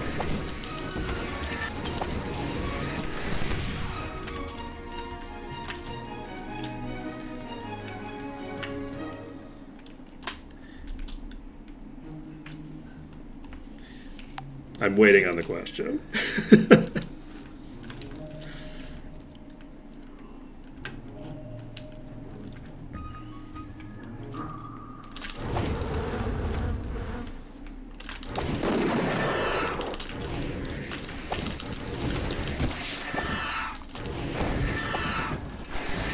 Oh no!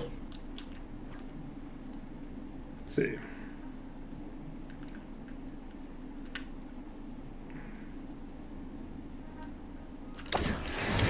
A question for you. How do you feel about the way that the drug companies work, where the government pays for all of the research, which is the risky part, and then the drug companies take all of the money?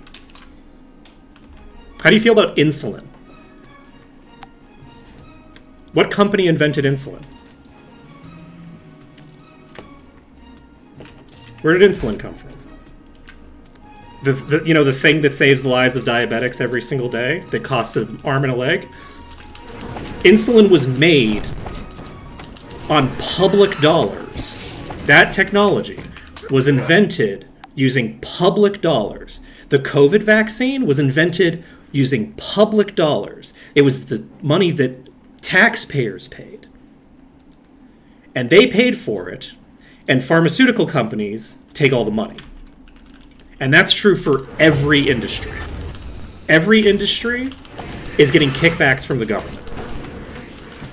And every industry fundamentally pays capital. Every industry pays capital. They all do. So, to answer your question, I feel really bad about how capitalists take credit for the stuff that the state did every fucking day.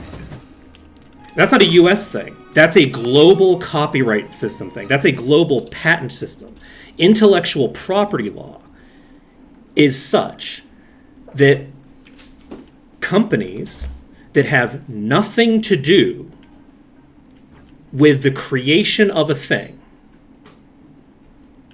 that have nothing to do with anything, are given complete control over the intellectual property of that thing and are given like a monopoly on exploiting that thing. You know why the vaccine rollout was so bad? It's because they gave a fucking monopoly to these companies, and the way that the laws are set up makes it so that people that could develop their own vaccines can't do it if they develop their own vaccine second. If they develop their vaccine after someone else already has developed a vaccine, they have to fight in court for years at very large expense, at a greater expense than it takes to make the goddamn vaccine in the first place, to protect their right to sell it. The thing that they created themselves. Because you have to prove in court that you didn't copy the work of someone else who didn't even finish the work like early enough that you could have stolen it, right? Like it's the equivalent of like slap suits, but for intellectual property, right? And that's the entire system, from top to bottom. Oh yes, so insulin is I'm sure free in many places, but it should be free everywhere because the copyright should be the patent for it should be controlled by the people who gave it away for free, which is what happened. The people who controlled the patent, the people who made the insulin, not made insulin as they think. We all make insulin. Well, not all of us diabetic people don't make insulin, but we all make insulin. But some people figured out a way to actually get it into people's bodies who can't make it naturally, right?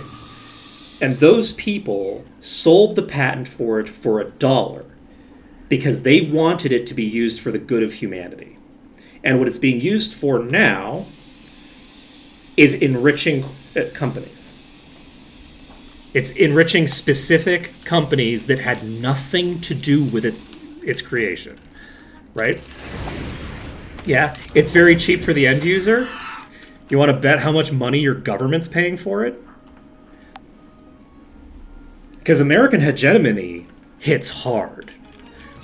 American, like, what's the word? American intellectual property law is kind of a big deal. And I guarantee you that for most things that are really cheap in other places that aren't so cheap in America, a lot of that is still kind of expensive for the government. But, like, these are things that cost nothing to manufacture.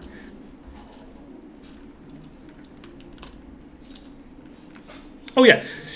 Healthcare should be free at the point of service. This is kind of a given because of the way that supply and demand works, right? Like, supply and demand is such that you can't charge a patient at the point of service for healthcare because the price of life-saving healthcare is infinite because of supply and demand, like really basic supply and demand. You don't need to go into complicated stuff to go, okay, how much would you pay to not die? Okay, that's a really... Should the price to not die be the price that people are willing to pay to not die? Because that seems not correct. Every time you have, like... Every time you get an infection in your leg that requires antibiotics, should you have to pay all the money that you have and mortgage your house?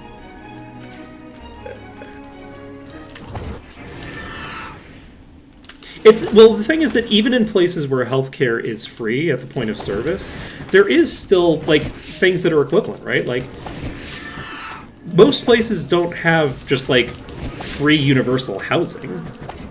Like, the idea that in the winter you can't shelter yourself from the cold and you just die of frostbite in the street is not any different, right? It's the same basic dynamic, right? It's just that healthcare doesn't just hit poor people.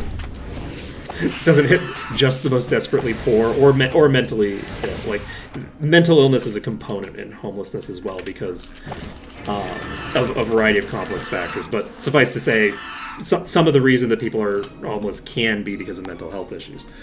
But there's a lot of things that are, like, requirements to live that we attach markets to and treat it as like, oh yeah, well, the free market will handle this thing that a person needs to live. And it's like, well, have you talked to, like, Adam Smith about this? Have you talked to, like, any of the people who were proponents of the free market back in the 1800s? Because all of them would think you're crazy. Like, all the people who birthed capitalism would think you're crazy to put healthcare on the free market.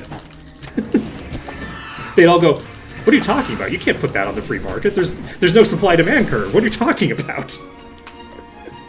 You can't put a market on health.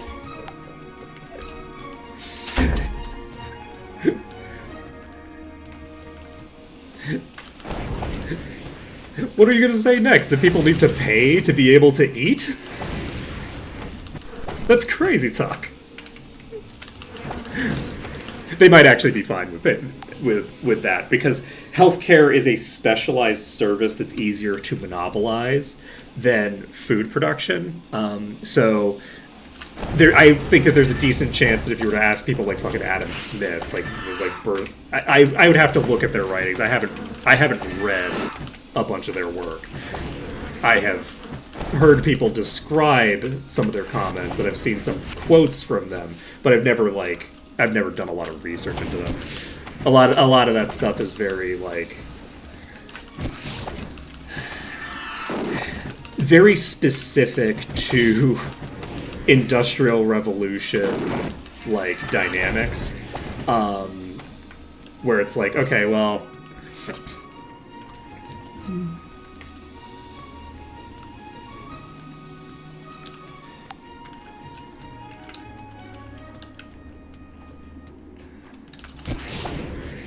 yeah, personally, I think that the public-private combination is not... I think that that's almost always a bad idea. The issue is that the public option for a thing like healthcare is naturally going to be superior to the private option. So in order to make the private option a better choice, you have to artificially reduce the quality of the public option. You have to deliberately fuck up the public option to make the private option better, because the private option is going to attempt to monetize you and rip you off and nickel and dime you at every step of the process. That's what they do. That's the nature of private companies, right? Whereas public options have the ability to be very good because they can just do the thing correctly. They don't need to fuck over the customer.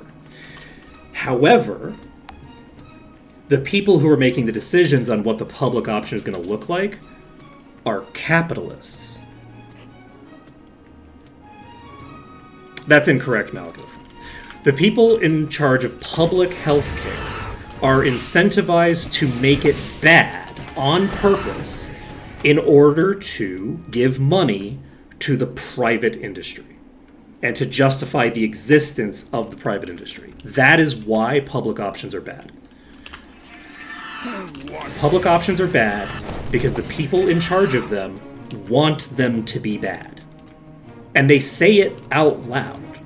They say out loud with their whole chest, we can't make this better because it would interfere with the private market. What I'm saying is that the framing on that is actually incorrect. This is a thing that is tied to capitalism. It's tied to the way that these markets work. And Japan, let's be clear, is not meaningfully less corrupt than the United States in terms of its politicians being in the pockets of corporations. Let's be clear here. Japan is one of the other countries that's famous for that shit, right? Japan is famously bad on public-private corruption, right? Unless I'm misremembering something. That's a famous issue with Japan.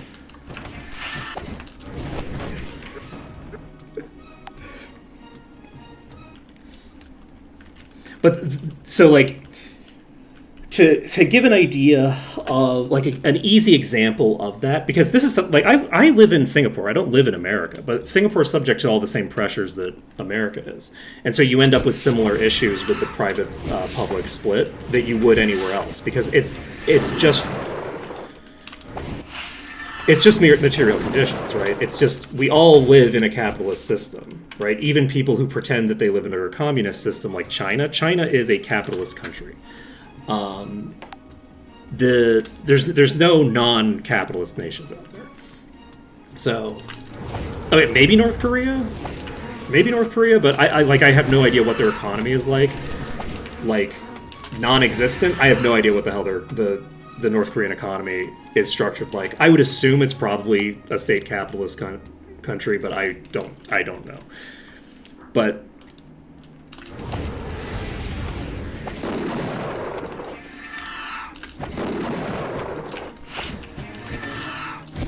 you can also make private companies pay lower prices by just forcing them because you're the state. Companies can't charge more than the state allows them to charge.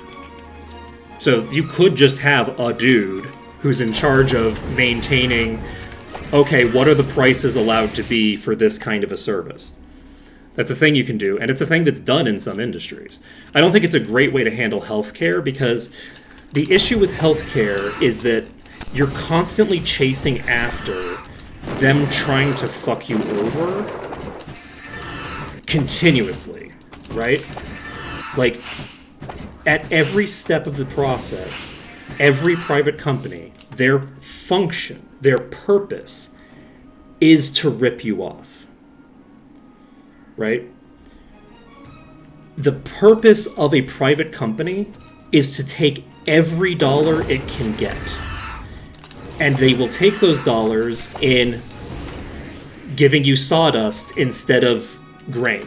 They will take those things in saying, okay, everybody has to do this thing. Okay, this is the standard practice to do the thing. You have to clean your hands, you have to do this, you have to do this. Here are the sanitation practices that we have for how you're allowed to handle these things. Also, the time that you have to do those things, we've calculated, and it's this amount of time. And that amount of time that they've given you is half the time that's necessary to actually get those things done. You can't do the thing, right? Their policy is that you have to, but physically you can't do it. That's the kind of way that, like, that private companies will fuck over everybody involved, right? They'll fuck over people on every side of the equation. And that just isn't the case, like, with everything, right? Like, the U.S. Post Office is an amazing institution that is extremely high efficiency, gets stuff to places that no private company could ever get them to. And for the last 30-ish, maybe more years, the Republican Party has made it their mission to destroy the U.S. Postal Service. And the way that they do it is they run the damn thing because they're the government. So they say, okay, in order for it, you have to prepay the expenses from 50 years in the future. You have to prepay for the God, what is the thing that I'm thinking of? You have to prepay the entitlements. I don't remember the specific entitlements, but you have to prepay the entitlements of your employees. You have to pay for their retirement when they're 20. Which means that you have to take on a bunch of debt right now because you don't have the money to pay for things that are only going to come to place in the future, right? Like, if you were to make a company and you were told, okay, what I need you to do is pay for every expense that you will have over the course of the next 50 years today. There's no company on earth that can do that. You can't do that without taking on debt. So then they have to take on debt, which accrues interest. And the only way that the post office can lose money, the U.S. Post Office, which is, again, a thing that no private entity could make money off of, the only way that they lose money, the way that they become untenable as a facility, is because they have to pay a bunch of interest that they were mandated to take on by people who control them and want them to cease existing. Because they want to be able to increase the value of a fucking UPS share, okay? Like, that's what happens to every public option. Every time you have a public option and a private option, the politicians who do not who are in the stock market do not profit when the public option succeeds, and do profit when they kill the private option in favor of the private option. If they kill the public option, right before they kill it, they can make a killing buying stock for UPS. And that's universally true. That's not a problem with any particular country, because there's always ways around this shit, right? There's no country that has this kind of corruption on hand. Okay, maybe Singapore, but probably not. Okay, no, definitely not Singapore either. There was some case recently where someone was being corrupt for the stupidest fucking amounts of money. It was very funny. It was funny because it was like really low level corruption of like this guy is doing this shit for like tens of thousands of dollars, and he wasn't like a high level player. So it's just like one of these things where it's like, what the hell are you doing, man? But yeah, the reason that public-private like splits don't work is because there is a vested interest by the people who run the public option to destroy it. This is what's happening to the NHS in the UK. The NHS in the UK has been under constant attack from the people who run the government, because the people who run the government want to make money on private medical contracts. It's just been under constant attack. You like the only people who want the public option to exist are the actual citizens of the country.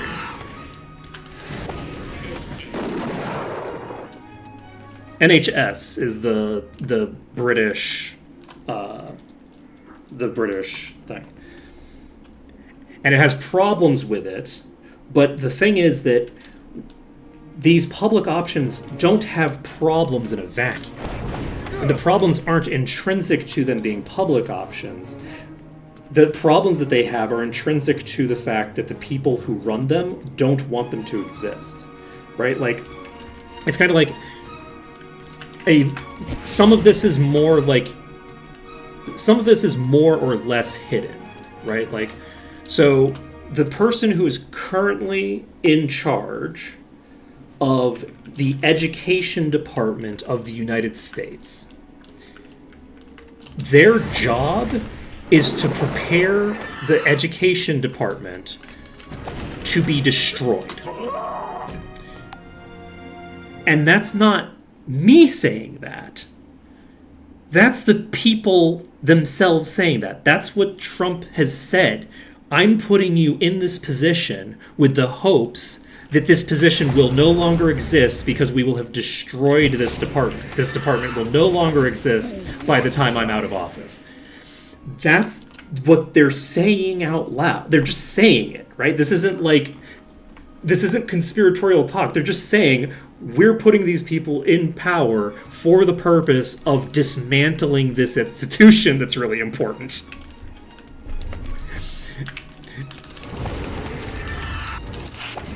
And, part of the reason that they say, oh, well, this institution, we don't like it because it's so, bad and shitty. And it's like, yeah, it's so bad and shitty because you've been running it into the ground deliberately for the last 80 years.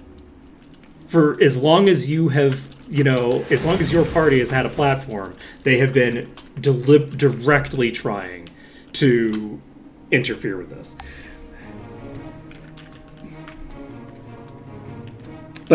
And the reasons for that are not specific to an individual country. Some of them are. Like some of the departments that come under fire, some of the things that come under attack in the United States, this is going to be a rough one. Oh, actually, it doesn't have that much HP. It's still going to be kind of a rough one. But a lot of the things that come under attack in the United States come under attack for fairly specific reasons. Like, it used to be very common in the United States to have public pools, and public pools disappeared when it became illegal to segregate them. And that's just the reality. It became illegal to segregate them, and so communities shut down their public pools rather than have to share them with black people. The black people that live in their own community. It's that simple, right? The number of things that are tied to, oh, we were happy with this like, you know, this public service existing as long as black people weren't allowed to benefit from it, right? That kind of stuff is a significant component, and that is not unique to public pools. Still exist, not in the way that they did when I was a kid, and not in the way that they did 30 years prior. They were on the decline by the time I was a kid. They started disappearing globally, or not globally, throughout the entire country. They started disappearing around the civil rights era. After that kind of stuff. But like a lot of institutions in America are specifically tied to, and like a lot of the problems are specifically tied to racism in that way. But like a lot of them just aren't. A lot of them are just capitalism doing capitalism shit. And so you see a lot of things that are like replicated globally. And part of that is like America's hegemon status, where America forces things on people. Like, I can't imagine what the Japanese economy would look like if America didn't have such a huge thumb on the scales for 50 years. You know, like, if America didn't, like, exert as much leverage as it did over the Japanese economy, I can't imagine what because like Japan used to be the second largest economy in the world, and then America started getting scared of the fact that they started doing the same like Red Scare bullshit that they're doing now with China about Japan, and like legitimately like kind of crashed the Japanese economy. The Japanese economy crash, a lot of that was just America. Like, America exerting its influence to fuck over their economy. Right? I'm sure that some of that was tied to actual legitimate problems and issues within their economy. But a good portion of it is how much the Americans were fucking them over. Like,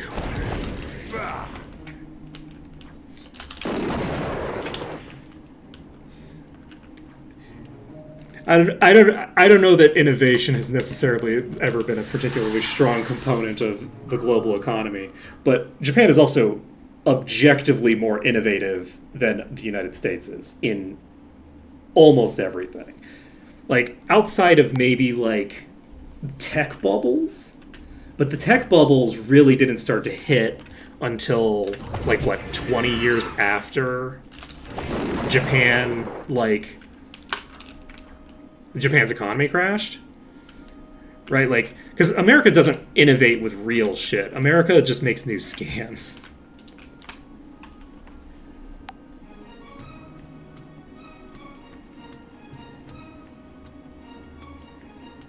But didn't Sony still have the coolest and most technologically advanced phones when the Japanese economy crashed? It was like in the 80s, right?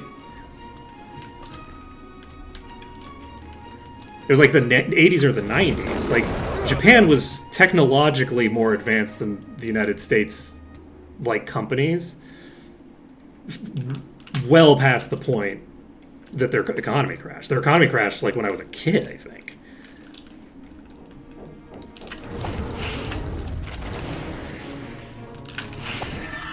Go.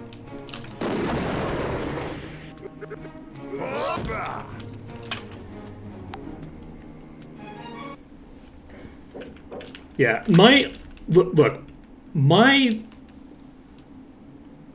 I am not intimately familiar with the Japanese economic struggles that they had in that time period. I'm not particularly intimately familiar. What I am familiar with is the ways that American companies and the American government had a tendency to, like, specifically rip off Japanese companies. I would be very surprised if the Japanese collapse was mostly tied to Japan's behavior as opposed to their largest trading partner who kind of had a thumb on their government decided that they'd gotten too big for their britches and made it illegal for them to make money. Right? From my perspective, I think that probably had an impact. Oh shit. I need to cast Featherfall. Because I keep one-shotting myself.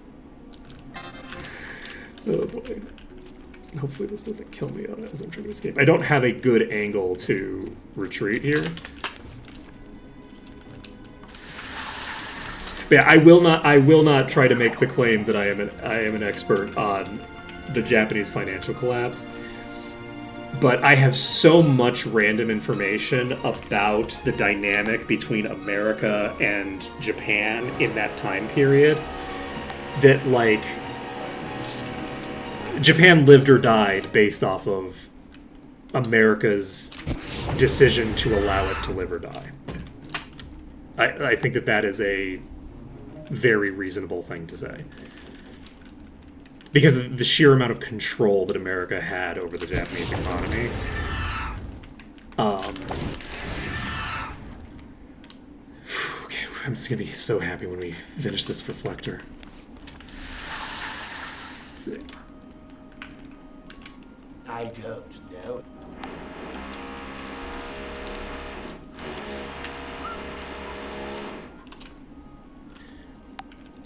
Because one of the things that's really kind of interesting to think about is that, like, the American economy has never crashed as hard as its trading partners do when America fucks up. Every time America gets involved in a bubble and crashes their economy, it hits the rest of the world harder than it hits America. Like, in 2008... The 2008 global recession was caused by a bubble. A very explicit financial bubble. That's what caused that to happen. And it was a local United States real estate scheme. It was a U.S. real estate scheme. You know how tiny the fucking real estate market is compared to, like, meaningful, this is like... The entire world economy got crashed on the back of, like, loans to, what, like, 50,000 people? There were, what, like, 4 billion people on the planet at the time? And loans to 50,000 of them crashed the world economy.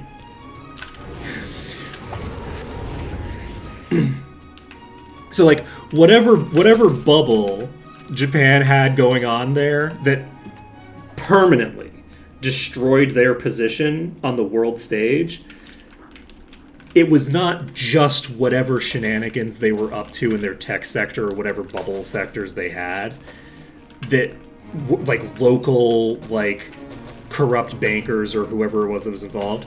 It was not that destroyed their economy. It was the reaction of everybody else. Right? It was basically their ability to have a financial problem that didn't just, like, destroy their entire economy. And I would be very surprised if the dominoes weren't kicked over by American companies. I would be very surprised if it wasn't an American company that kicked over the first domino. And, like, deliberately. Because of the kind of rhetoric that was going out about Japan from their largest trading partner, who had still a very significant amount of power and influence over their government. I just would be fairly surprised. Do we... Oh, we haven't leveled. Should we do that? It's 7:30 p.m., so we're not going to do that. Okay, my goal right now is to not pull the Dragon Hunter pets. You know, the easiest way to do that is to kill some Nagas first. I don't know. Hey, later, Malekith.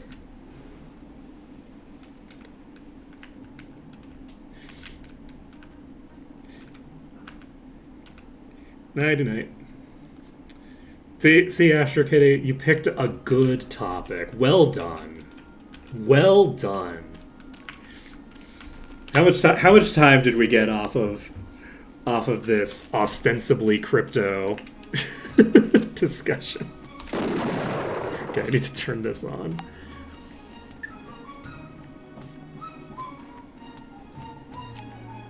Let's see. Okay. I think I'm probably just not going to worry about... Do you think I should worry about it? Do we think I should try to just not kill them, or that I should try to not aggro them in the first place? Because they're going to go hostile when I side with the dragons anyway, right? Is that true? Oh my god, we got over an hour out of that? Nice. Da, da, da, da. Well played. Up.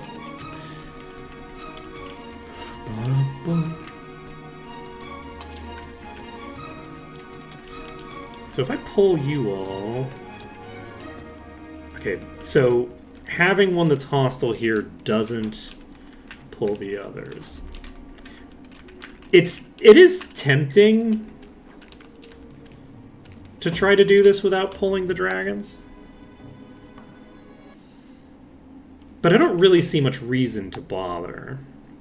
Because did we get it done the first time? I feel like we maybe did. I feel like the previous time we did manage to eventually get these dragon hunters pulled without pulling the dragon hunter pets, right? Like we just targeted the right ones on the outskirts to just barely aggro the correct ones.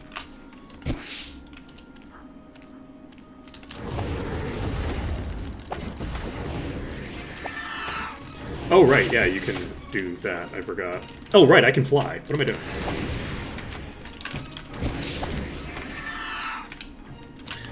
Just fully forgetting that I can fly. Oh, shit. Okay.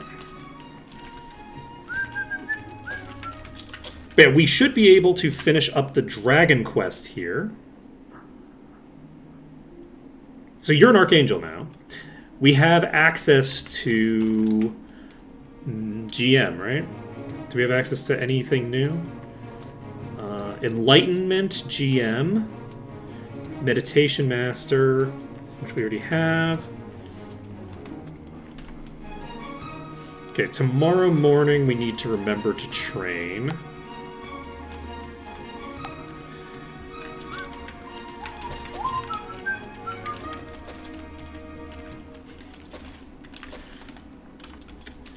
Talk about crypto. I don't think there's anything interesting to say about crypto. 2 hours later. 2 hours. It wasn't actually 2 hours, but close enough for government work. There isn't any room.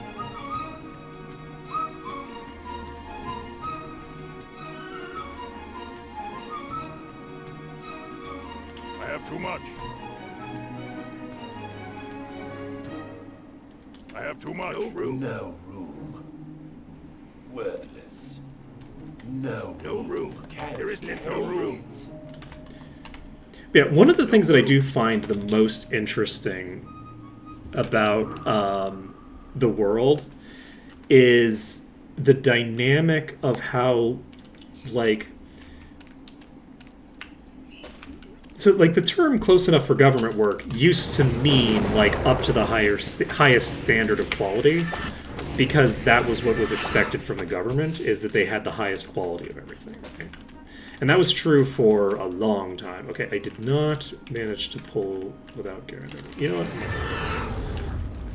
I'm making the executive decision that spellcasters don't care about making friends. We're not going to kill this dragon. We're not killing the dragon.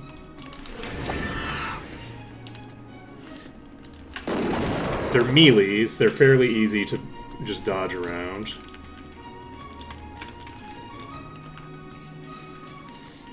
It's true. It's true. Look it up. I didn't. Somebody told me that.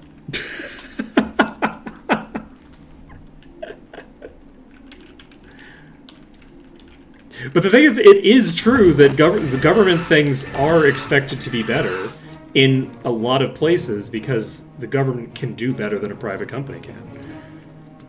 A private company needs to make a profit, which you don't need to do with the government. The government doesn't need to make a profit. So, because they're not profit-bound, and specifically, they aren't bound to maximal profit. Like, weirdly enough, actually, like, a privately owned non-corporate entity has the potential to actually be way, way less bad than a corporation does in terms of their whole dynamic, because of the fact that a corporation does not have a fiduciary responsibility to its investors to make a profit. That's not what their responsibility is. Their responsibility to their investors is to make the maximum possible profit. Period. There's no such thing as enough profit for a corporation. A corporation is legally required to, in practice, break the law in order to meet their fiduciary responsibilities. Taking the hit on fines, so doing something illegal and getting fined for it, if it's going to make you more money than the fine does, you arguably have a fiduciary responsibility to do that. Now, technically, I think a lot of countries do have laws that indicate that that's not the case, but you cannot hold a corporation criminally accountable for anything because they are not people. So it doesn't really matter in practice because there's no fine for engaging in criminal behavior. There's just fines for the behavior itself. The fact that what you were doing was criminal doesn't matter. Like, you're not going to get additional penalties because the reason that you did the thing was bad, right? You get the penalties for the thing you did. So companies are required to lie, cheat, and steal. That is their legal obligation. No room. So that's not true for, like, truly privately held businesses. Like, if I own a business, I am not required to fuck over my customers.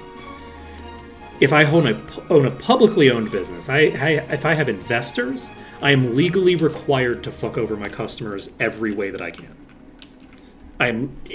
I have to be able to make some sort of justification legally of why it is that doing this thing that seems on paper like it should make me more money because I'm pulling more money out of my customers does not, or because it reduces the costs of the inputs.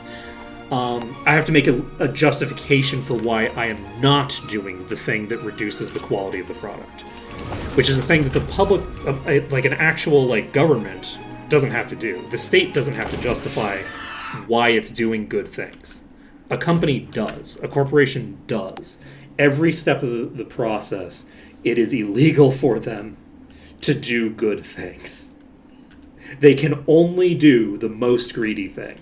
That is mechanically the purpose of a corporation. So, as a result of that, like, it's really hard for private companies to compete with the public sector. Just as a direct consequence of the fact that private companies are intrinsically bad at doing their jobs. Because they're built in with a handicap of, my purpose is to rip you off.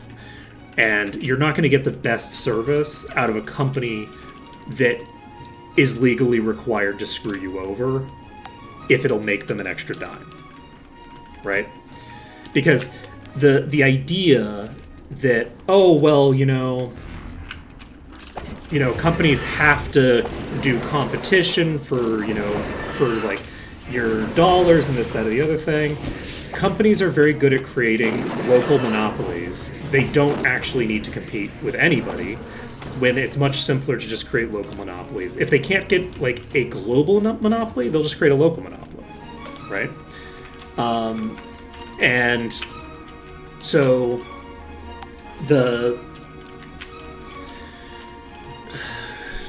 or they'll create an oligopoly. Like oligopolies have a lot of the same problems that everything else does, right? Like, you make it illegal for gas stations to tell each other what their prices are, so they can't price fix. But what does that mean in practice? Well, it means that the manager of every gas station drives around to every gas station in the neighborhood and price fixes based off of looking at their prices, right? Like, when one gas station updates their prices, it takes slightly more time for the other gas stations to update theirs to the same value, right? But it doesn't stop them from doing the collaborationist behavior. It just adds a little bit more complication. And so and that's good. It's good to add that extra step of complication, right? But it's important to remember that every time you put a policy in place to control the behavior of a corporation, every time you try to regulate a corporation, they are going to be actively trying to figure out ways to get a way around that. And in extreme cases, they will simply ignore it. If they make enough money off of what they're doing, and you don't put the penalties high enough, they will simply ignore the fact that you made it illegal. Right? Who's want some?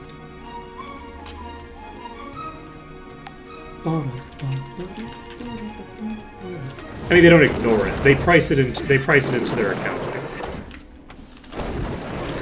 Like, the legal fees associated with their criminal behavior are literally things that an accountant has to like factor in when they make decisions of like, okay, this is going to lead to an increased, $10 million on lawsuits over the course of the next 3 years, right? That's just a thing that's a part of their accounting. And that's not illegal, right? Especially because the language they're going to use, they're not going to admit to the illegality. They're just going to say, oh, well, the government might claim that this thing that we're doing that's obviously illegal is illegal. So because of that, we're going to have additional expenditures to like clear things up with the courts. But that's not really... Nobody actually believes that. Like, that's not a... Oh, is that a dragon that just killed me? It sure is. It sure do be. God damn it. I had this boss almost dead, and I pulled it into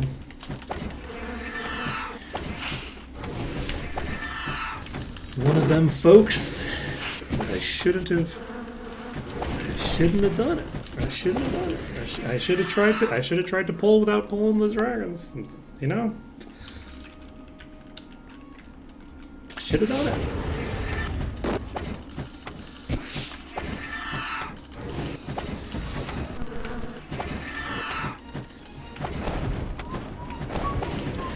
Let's go save.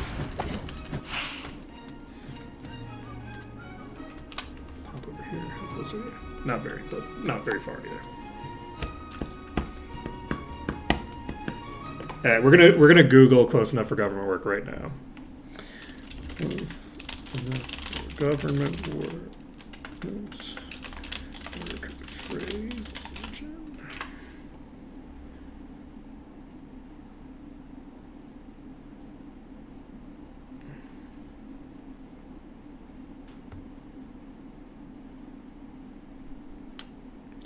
This phrase is Canadian in origin, starting in the 1900s. There it was used. It was up to the standards of the government used for purchasing, which usually meant higher quality than average. Originally non-ironic, meaning good enough to meet especially high standards, later evolved to mean good enough, though only barely. Fucking called it. I was correct. Yes. And the reason for that is because of explicit and direct changes to the quality standards. The quality standards of the government have been going down for the last 100 years. And the reasons for that are because capitalists don't want the government to make the best quality goods. They get very annoyed when a very high quality product comes out of the government.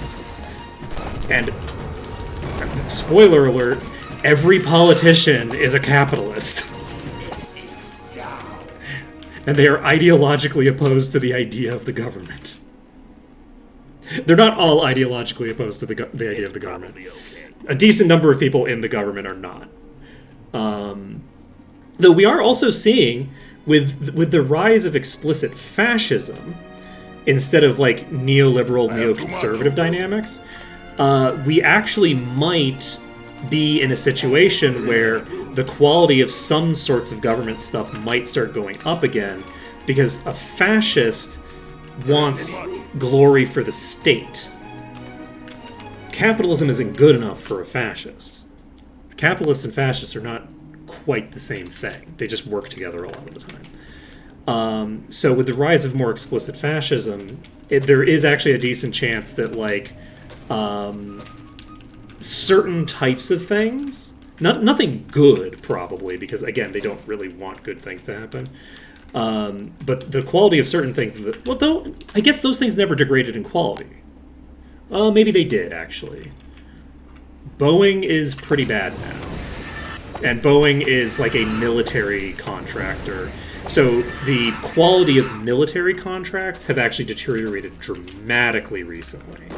So now that I think about it, yes. So like there's the possibility that some of the degradation of like the military like space could hypothetically reverse. I don't think it will though, because I feel like it's very hard to imagine. No, it's just gonna get worse, because like they're ideologically incapable of doing anything competently. Like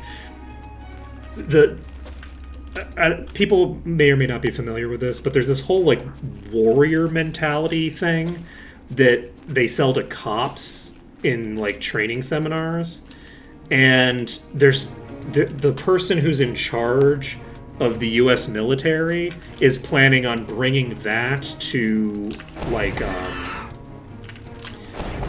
to the actual like armed services, like the actual like soldiers. And it's like really dog shit training. Like it's very actively bad for you. This is like a person who thinks, we don't need logistics. We just need really strong, beefy looking dudes with sweaty pecs. And that'll solve all of our, you know, incredibly complicated drone warfare problems.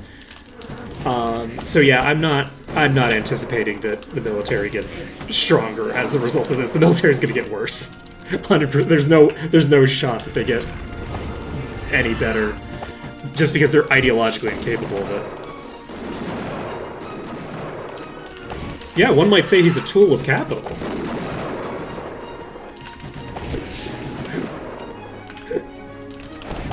To borrow their language, some people are saying he's a tool of capital.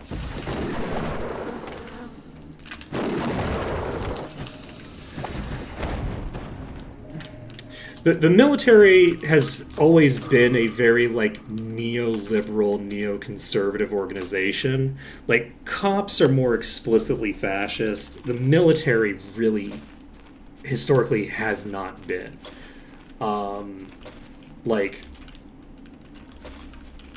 And the military has always been very focused on functionality, of being able to get things done correctly, right? And the things they want to get done are not great things. No room. But there are limits to... No room. There's limits to how sicko mode you can go with your fascism while simultaneously maintaining core functionality of a military. You're poisoned, and okay, there we go. There's the drop. I'm like, why is your HP not dropping?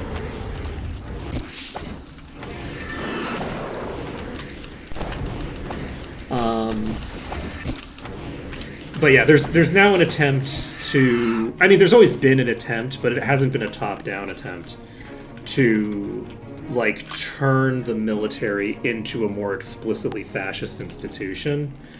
And we'll see how that goes. I actually don't know how that's gonna go. Because, like,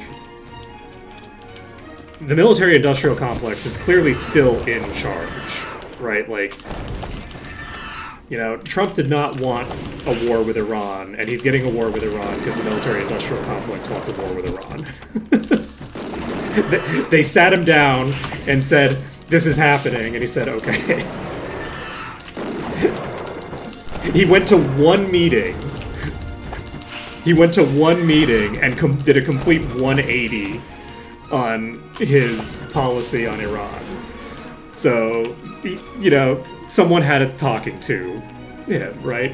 And by that, I don't necessarily mean that they threatened him or anything. I'm just saying, like, whatever he was told the thing that needed to be told to him to get him to back the thing that he absolutely was not backing, you know, 2 hours prior.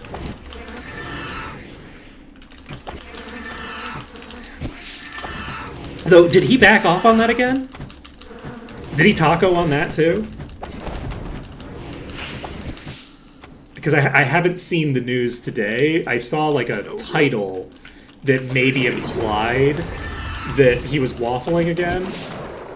Actually, waffle might be the term that they used in the title, so it's possible that he's like turned back on that again.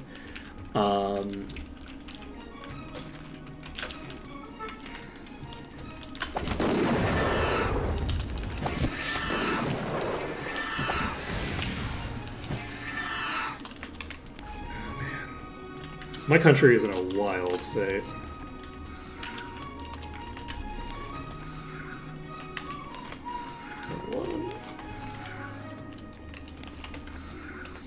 Da, da, da, da, da, da. Yeah, I think the person in the Trump administration who's probably going to cause the most damage on a global scale is probably RFK Jr. I don't think there's much question on that. RFK Jr. is probably the worst of the bunch. Like, I don't. History will, in terms of yes. One second. Hey, they don't want me talking about it.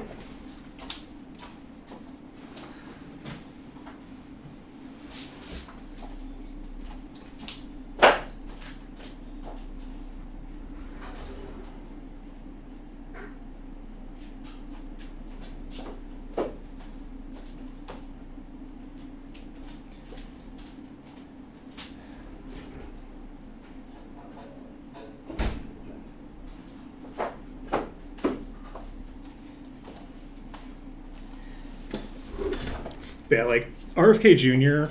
is the reason why when I go out and I see, like, the cute jungle fowl out on my, just outside, that's just very cute and very nice. I'm worried about that jungle fowl and every other jungle fowl like them because of RFK Jr. That specific one, the one here in Singapore, because RFK Jr. is working his damnedest to ensure that bird flu becomes a thing that can pass through the air between chickens and fucking people which is going to involve the mass slaughter of like birds everywhere on Earth if it gets bad enough.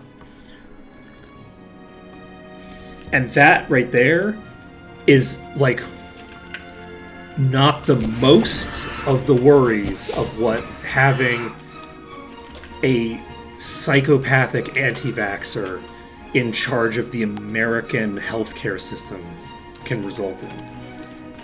It's rough. Like, the amount of pressure that America can put on other countries to do crazy things, like let Americans into their border who are very infectious and just lousy with a virus that's killing people all over the world. Like, I'm intimately familiar with that pressure. It's happened before during COVID. The pressure that was put on other countries was significant. The ability of the U.S. Government to prevent other countries from getting access to vaccines on a whim is something I'm intimately familiar with because it happened to me personally. My access to the COVID vaccine was delayed because Biden wanted to showboat about how many fucking vaccines America had that it didn't have any ability to actually use. Right? But that's not the worst case scenario. The worst case scenario is that America makes it illegal for American pharmaceutical companies to study vaccines. That's the worst case scenario, that America stops paying. Because remember how I was saying how these fucking private companies don't pay for any of this research? If the American government stops paying for this research, there are other countries that are going to pay for a bunch of research, but one of the really big sources of money for medical research is the American government worldwide. The American government pays so much money into medical research. And that's probably going to disappear overnight. So yeah, when it comes to which of these people is going to cause the most harm to the most people, I think it's unambiguously RFK Jr. RFK Jr. is going to kill the most people.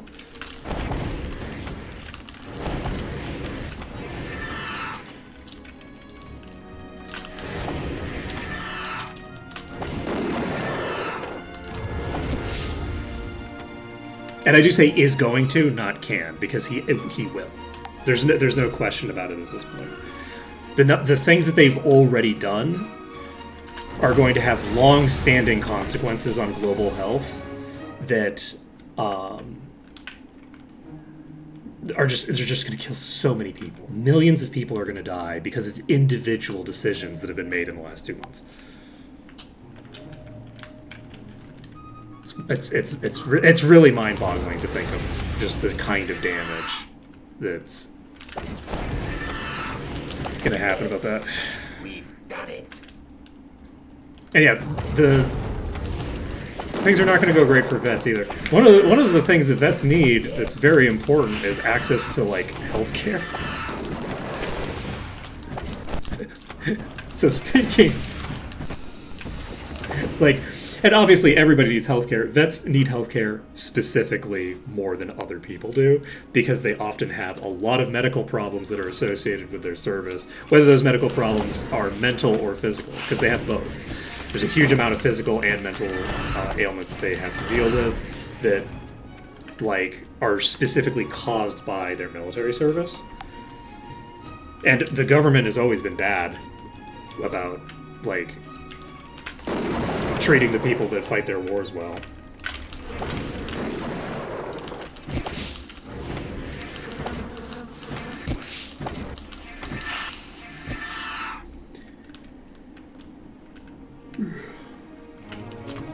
There's a really bizarre dynamic where I feel like this a lot of liberals have more distaste for the people that get sent to war than they have for the people who sent those people to war, in a way that I find incredibly disturbing. I always have. There's this weird there's this and part of this is like made up, but part of it is real. Like there's this kind of like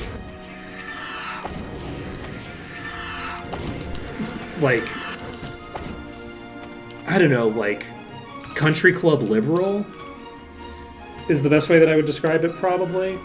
That like really, really hates veterans and thinks that they're like monsters, right? Like they think that they're the ones. They think the veterans are the ones who like sent the veterans to fucking Iraq or whatever, right? And it's like that's not true. They're not the ones who sent them to Iraq. That's not what happened. Those are they were the ones who made those decisions. Now, sure, there's tons of horrible veterans. Like, let's be clear, there's a lot of people who've done horrifying war crimes, right? There's a lot of really nasty people in militaries, but those people are not probably any more nasty than your neighbor. It's just they were given a gun and told to go do nasty things. And they're like, okay, great. While I'm at it, I'll do this other nasty thing that's even more nasty than the other stuff that I was doing. But it's like, a lot of that is like, that's the shit your neighbor would be up to if we gave them a gun. You know, that's not like a intrinsic component of them. And they should be obviously punished accordingly, right? Like there should be consequences to that stuff as a deterrent for people doing it. And obviously they should not be allowed to have access to firearms ever again if they do war crimes. That seems like a no-brainer. Maybe we shouldn't give the people who do the war crimes, maybe we shouldn't put them in the police force. You know? Have them training our cops, or have them being our cops. Who wants some? Who wants some? Not all soldiers are bastards, but the ones who are tend to become cops afterward. or mercenaries, one of the two.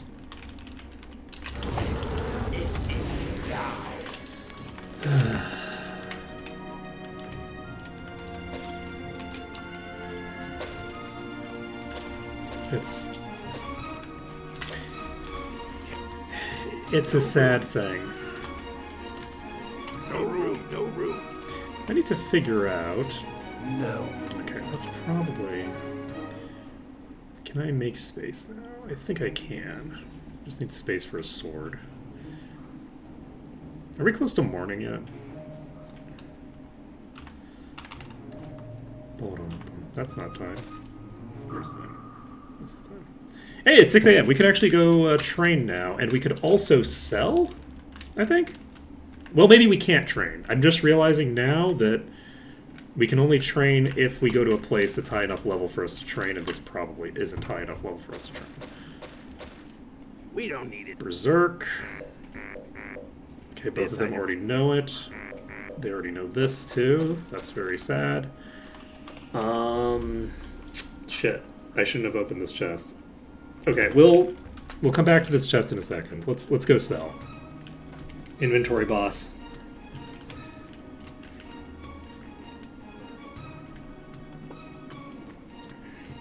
But yeah, I think that most people who are actually on the left don't have this problem, don't have this, like, this schism where they're just, like shockingly, like, anti-veteran in a way where it's like, hey man, just because the Republicans have been pretending to care about veterans for 50 years doesn't mean that you shouldn't care about veterans. They've never cared about veterans. That's not their position. Like, hating veterans puts you in the same camp as those Republicans who sent them to die. You don't send people to die because you like them and you care about their well-being. Whoa! Buffs reserve 8 HP instead of mana? Wait. What? Oh. Oh, wait a second. Wait. Hello. Okay. Wait a second. Are you any good as a weapon? Not terrible. No room. So if I do this, the only problem is the only character I have who uses swords is you. But you can use swords. No room.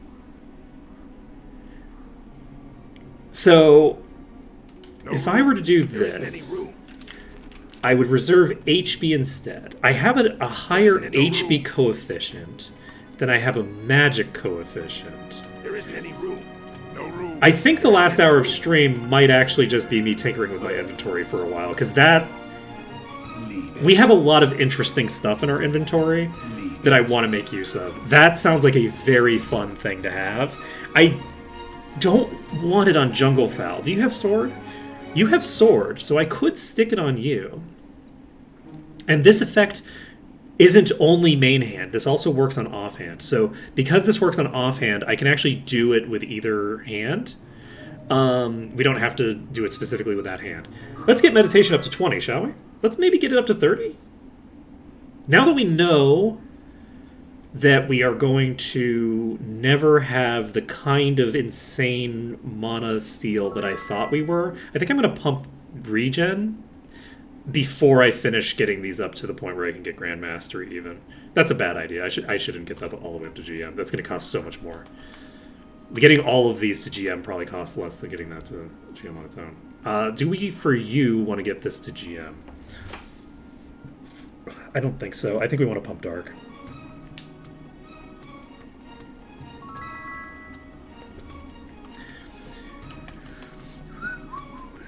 Okay, very hard choices to make for Cassowary.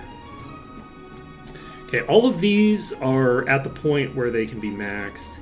We need to get Enlightenment to what to get GM? Shouldn't this already be learned? Shouldn't this go to GM now? Do I have to put a point in this in order to make it go to GM? Because I don't think this gets increased, does it? It doesn't. So apparently I have to put another point in it because I didn't have access to it before. I will make a bug report for that, actually. I think that's something that should probably be mentioned.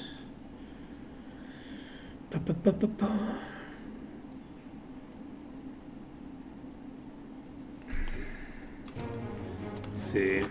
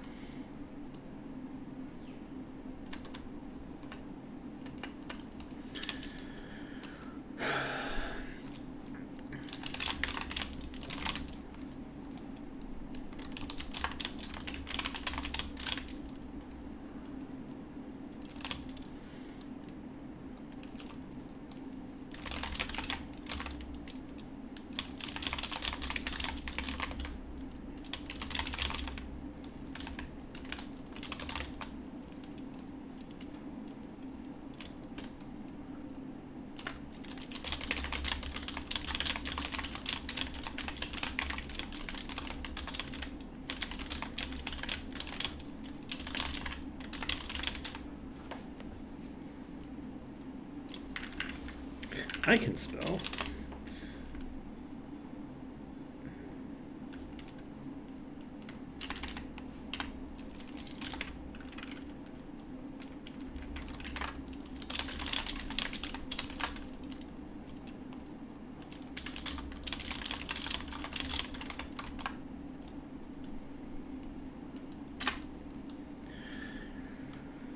Okay.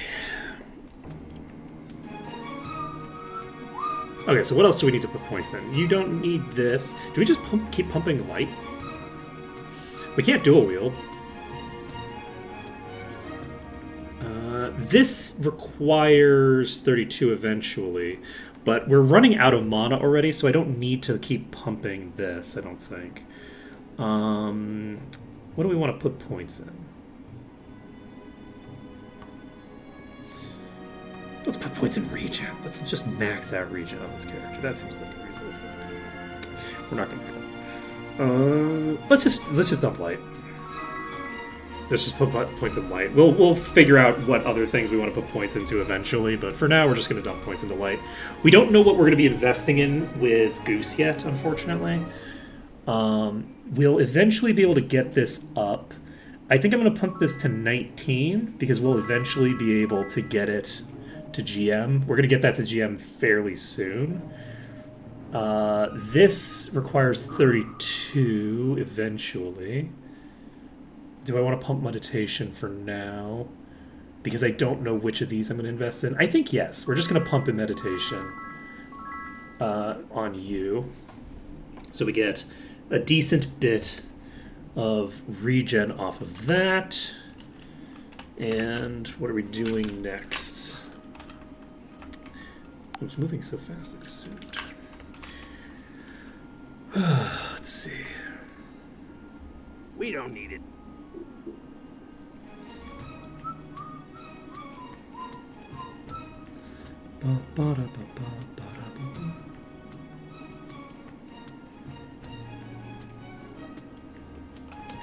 We have level 142, which means that I think there's some stuff that I might actually have access to now that I didn't before. I already have Fire Spike, so... Can I learn Power Cure? Nobody can learn Power Cure, right? I think I just need to sell that.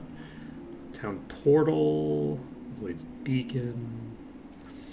What did I get you to 20 with? Oh, I already have the Water Mastery. Well, Lloyd's Beacon I can't learn, that's GM.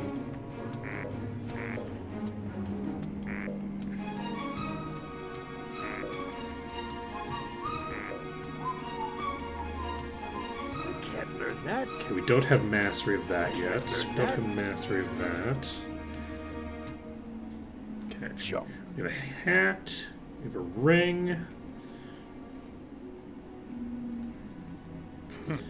Some gloves. This might be good. Another legendary? AC gained from armors is doubled.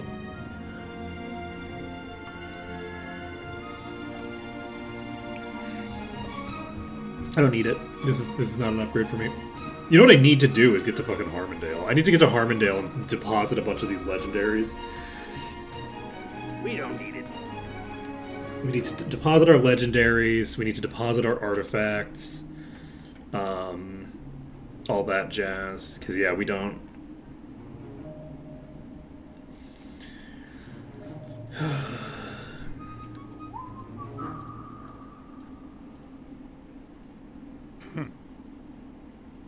Oh my god, another legend. How many legendaries am I finding? This is crazy. I have so many legendaries now. Okay. We can outfit you. Unfortunately, most of them are not doing anything that I need. So there is that issue, but that's fine. Can I use it? I can use this now. I think I could use this before too, though, so I think that might not be an upgrade for me.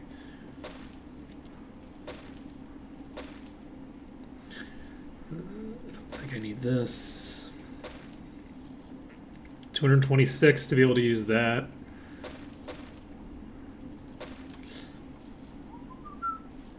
And we have multiple crafting items that will be useful to us, I believe.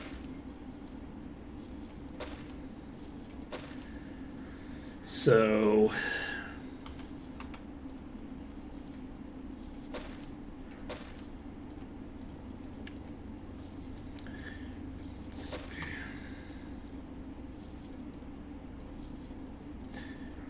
once I've gotten rid of a decent bit of the stuff in here, I'll be able to just organize my inventory to deal with the rest.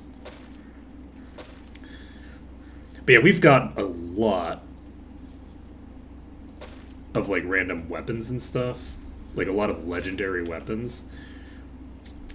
It is so funny how limited my party is in terms of like what I need. Oh, I also have Kilburn's shield that I can turn in.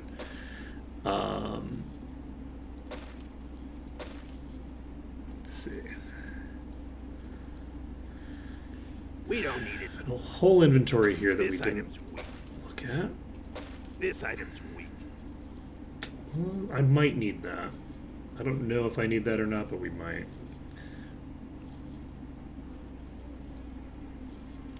Double int and adds electrical damage.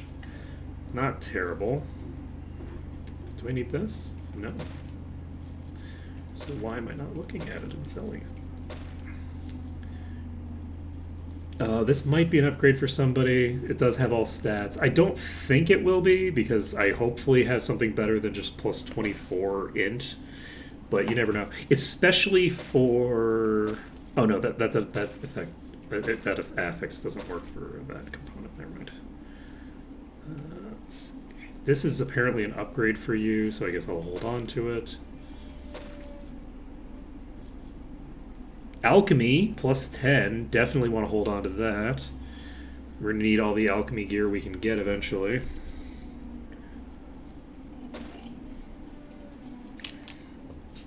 Let's see, spell points.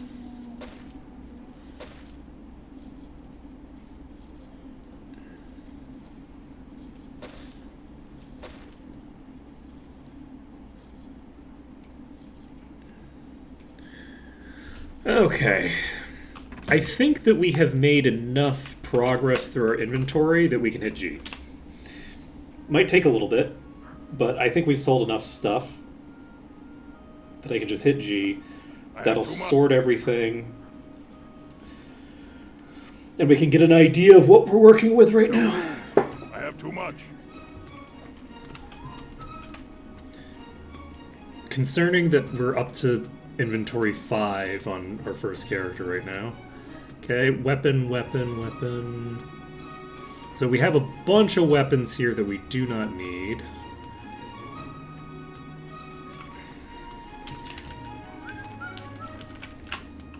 Lances, spears. Looking for a blade.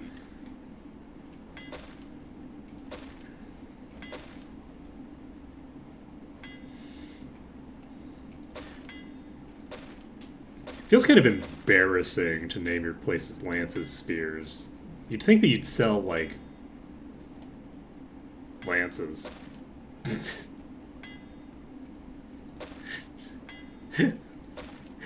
feel like lances pole arms, right?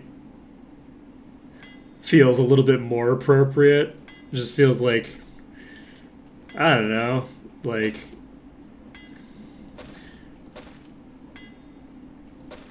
Just feels like wrong to have lances, spears.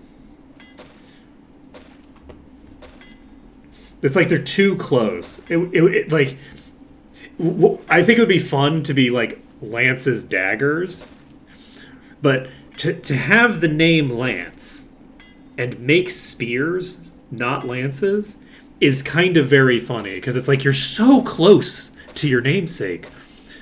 But just a little bit off, just a little bit off from that nominative determinism. Let's see. We are very close to being able to equip this, actually. That's kind of cool. I like it. I like it. Okay, we don't have any weapons in this inventory, so we're probably done with weapons for now. We've cleared out a couple more inventories. Hopefully we don't have anything in anybody's 5th inventory now.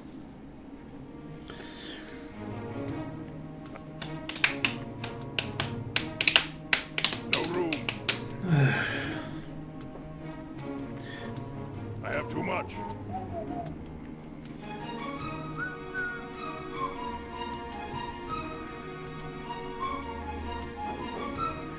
Interesting.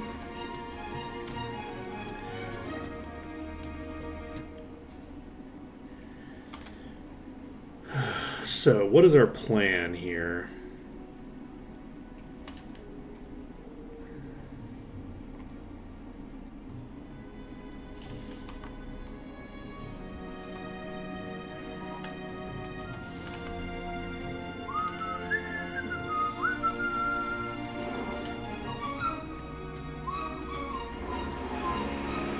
Imagine if I actually wanted defensive stats. Like, I would actually have a lot of...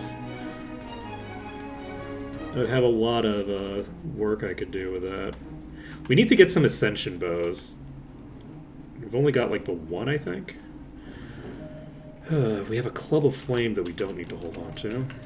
Looking for a blade.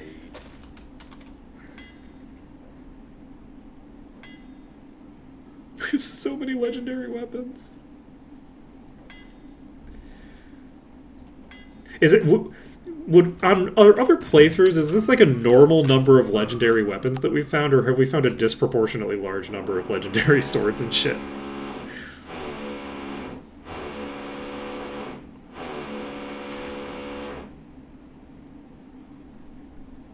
Okay, so we had this equipped, and we swapped it with this accidentally, I think. Can you use axes? No. Can anybody else use axes? You can use axes. You're not going to use a two-handed axe. Okay, so this is a weaker item than what I had, and it's not legendary, so we'll just sell this immediately. So that we don't get it confused with a legendary again. We have this incredibly funny weapon that we're using. Are we ready to make something of your life, friend? Is Mina prepared?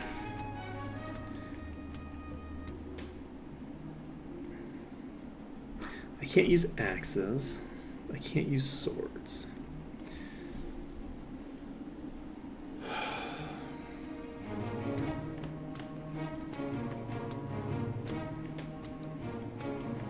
So I could equip this on you, right? If I equip it on you, your HP gets halved, which is fun and exciting. And I have way more mana to play with. So the question is, which of these is better? This, by the way, this affix, this is really good for me. This is an extremely powerful effect for me. I am getting killed in one hit by everything. So this is an effect that I could use for probably not that great of an effect on these two, because I just don't have enough HP to invest. But I could use it on Jungle Fowl to potentially very strong effect. If I can get...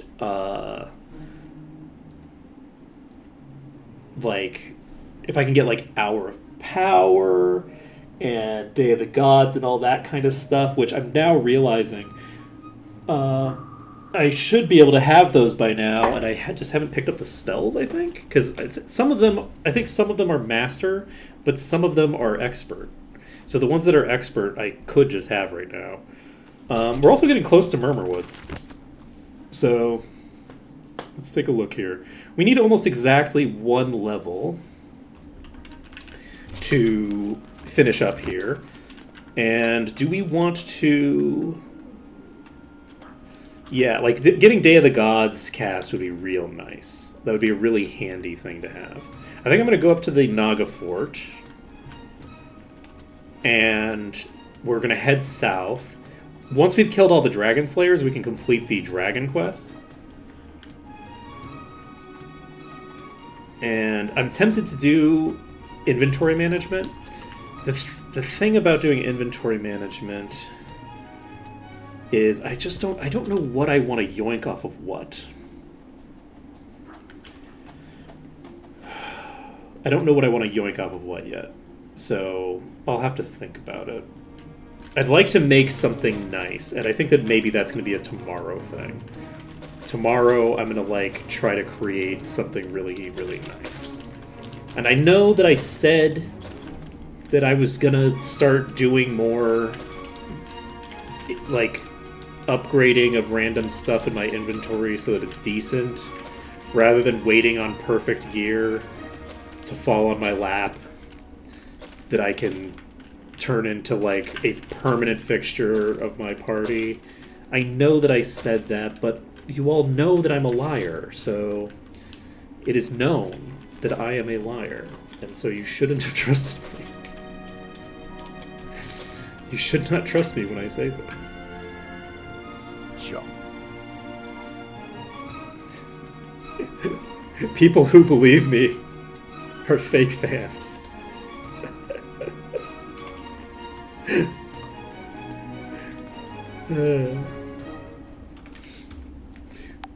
Fake fan. Believe the words that came out of my mouth. That is true. The reason that I want to do it on this run in particular is because of the fact that it's like I have a lot of people who have been asking about like the crafting system, so it'd be nice to have like more to show them than waiting 3 weeks and then okay, so here, if you get an item that is really really exactly what you want, here's how you construct it into the ultimate tool. And it's like, okay, that's useful information to have, but like it's not immediately useful information for a lot of people, Beats me. Okay, that's not gonna land on them. So what I want here, can I? Okay, so if I do this, Ready. This one's it is landing in the right place.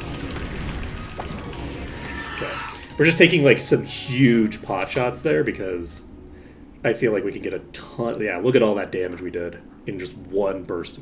We are going to do so much damage in the late game. It's going to be delightful. I'm very excited for the late game.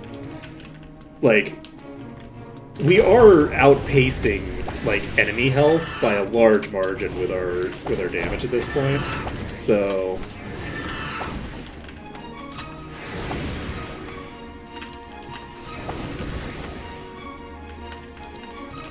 despite the fact that we legitimately don't have great gear, I don't actually think that our gear setup is very good. We could really we could make remarkable improvement to our gear quite cheaply, and we just haven't done the investment to make it happen. So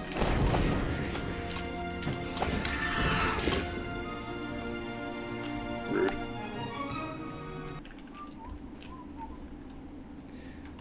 It's rude of them to hit me when I don't dodge. They're supposed to miss me.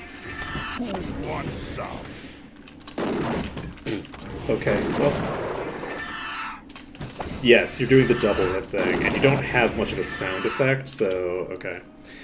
With the archers, it's really easy to tell when they're about to do a double shot like that. With these, it's not easy.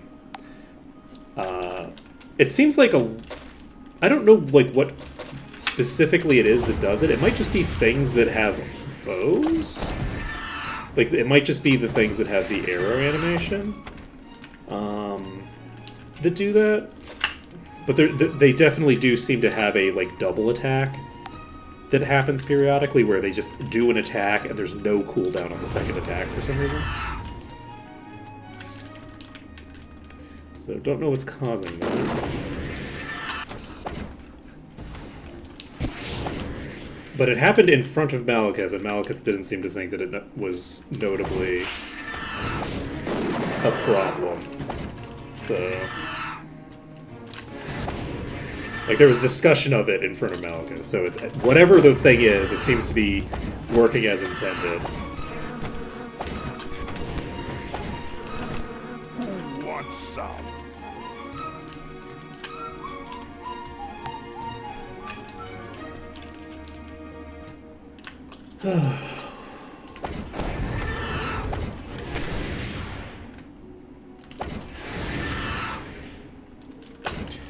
And this is going to boost Cassowary's damage yet again.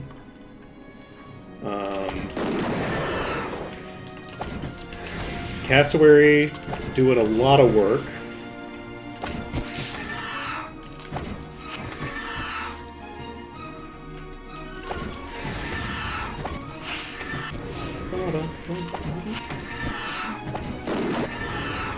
You know one of the great things about math is that you can do all sorts of cool stuff with it. If you just have the right numbers, you can just calculate the other numbers that you don't have, and that's just delightful. So, I was just thinking about the fact that it's like, oh, it's hard to tell. Whoopsies. It's hard to tell, like, what percent of damage output I have from which party member, because the numbers for this area, because the numbers are skewed by the previous entry, right? I'm not. This is not my first time in the zone, and the first time was a long time ago, so my damage spread is going to be totally different. But something that's very fun is if I had bothered to look at the damage that I had at the beginning of this, section, like if I just looked at this number at the beginning, I could then look at the end of this section, and I could exactly calculate what percentages they have for this portion of it by just checking what the change is, right? And there's like multiple ways you can do that math, and it's just beautiful. It's beautiful that there's multiple ways to do it, and like there's just a bunch of ways to play with numbers to just get the information you want. And I didn't get the initial data that I would need to be able to actually do that because I just wasn't thinking about it, but I could have done it. And I could probably do something if I couldn't do it now because there's not enough time left in the thing. But one thing that I could probably do is, even with like a smaller field, even with a smaller field of information, I could probably... Did I take falling damage when I hit the ground? I think I did. That's really funny. The swapper just hit me with fucking fall damage. How dare you?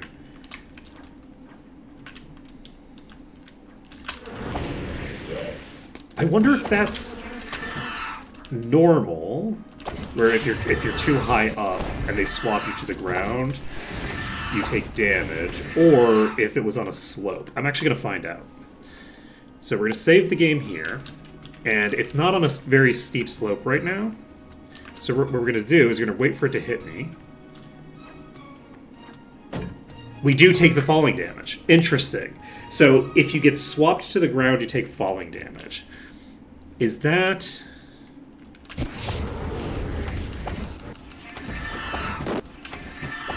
That's a bug, right? I feel like the consensus on that is probably going to be that that's a bug and not intended, because they're teleporting you to their location, right? You're not accelerating into the ground, unless this has some sort of AOE that I'm aware of. I don't think so. If I had an AOE, it wouldn't be. Okay, we're gonna back off. Just make sure that there isn't something else that's causing it. So let's go close to the ground. You swap me. Okay, I didn't take fall damage.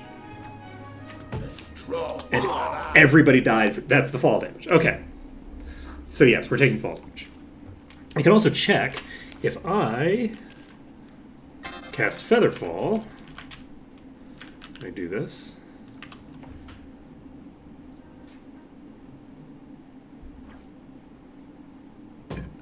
Yes. Okay. We have confirmed.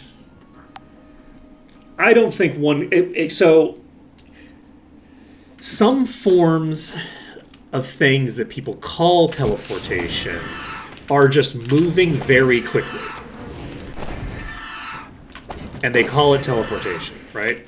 So like I actually don't know if this is true, actually, but I think in Dragon Ball, when a character appears to teleport, they're not actually teleporting, they are just moving really quickly, right? And there might be some exceptions to that where someone's actually teleporting. But generally, they're just moving really fast. And it seems like they're teleporting, but they're just actually moving quick. So I wouldn't consider moving really fast to be teleportation. unless you are moving.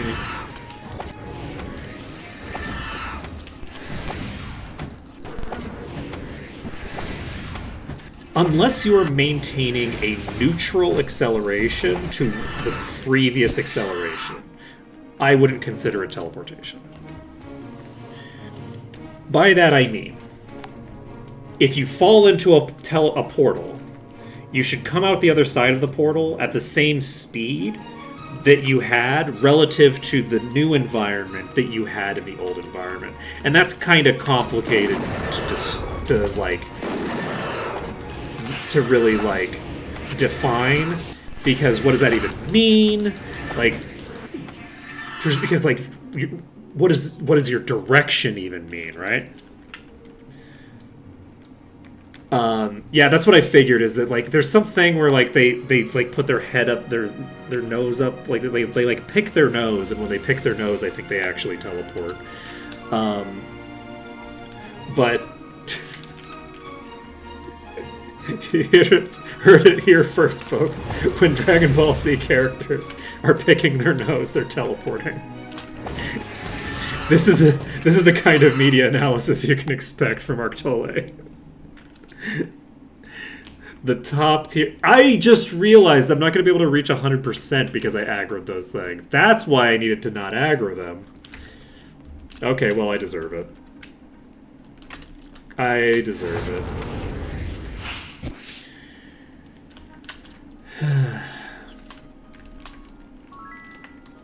Yeah, so like how you define like the facing in the new destination is this other thing. You should have the same acceleration relative to something, right?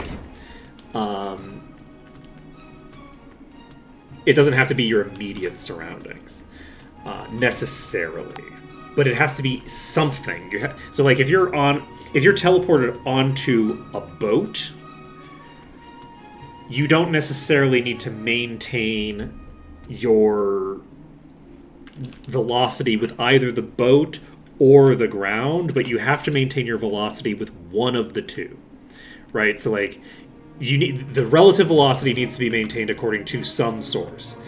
I think it's kind of funny for your teleportation to retain your relative velocity to the ground, right? To the planet, rather than the vehicle that you're teleported into, because then you go and get smacked by the momentum of the vehicle, which is moving very quick relative to the ground, and you probably weren't. I think that that's funny.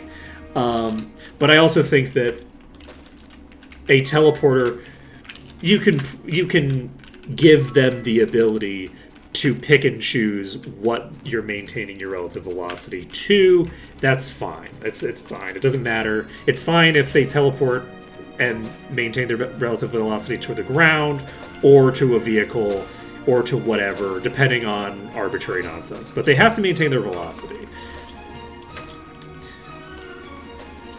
That's the important bit. You have to be not stopped at your destination, but you have to maintain the speed that you're going in a direction. And it can also be a different direction. The idea of using teleportation, not to really change someone's position, but to reverse their momentum, is kind of a fun idea. To like use like someone's like throwing a punch, and you teleport them to just turn their body backward, right? You teleport them to basically the same location, but you turn their body around, and their momentum is retained, and they punch in a different direction. Is actually a really fun usage of teleportation. That would be a fun ability.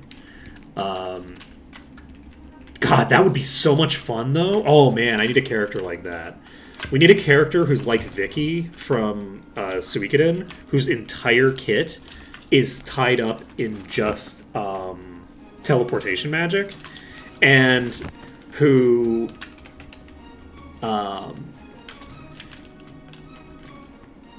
like has defensive skills where they just teleport the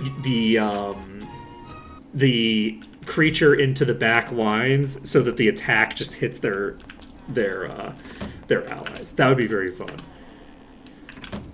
I have not seen Jujutsu Kaisen. Does Jujutsu Kaisen have something akin to that?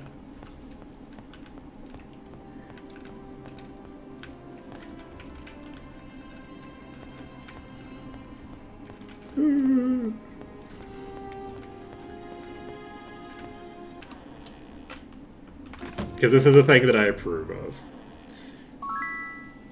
Okay, all of the dragon hunters in the universe thing are cleared. Okay, I'm actually going to reload. I'm going to reload quick because I want to make sure that that would get us to where we need to go. But I want to reload to check if I can get this other quest done instead. You return to me the Sword of the Slayer! Cassowary the Great Wyrm. So, we just need to tag Grand Mastery with Dragon. How are we doing on EXP? Perfect amount of EXP. We are golden. And where is the GM Dragon Trainer?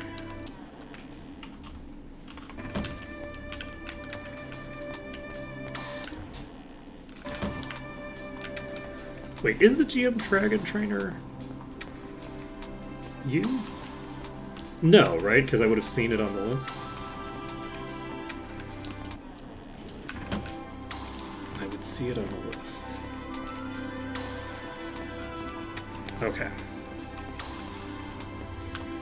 Yeah, I think that those kinds of abilities are cool. I think they're more fun in video games, though. I'll be honest. Anime is fun, but like I don't. It takes too long for too little to happen. That's Ithilgor's cave.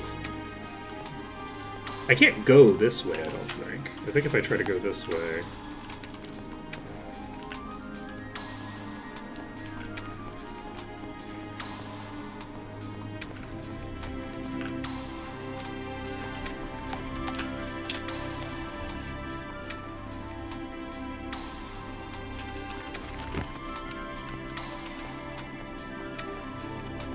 Didn't I check this door?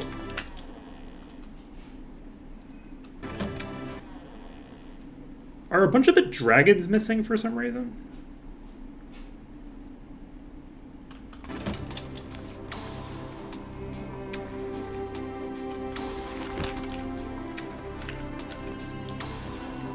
I think a bunch of the dragons are missing, right?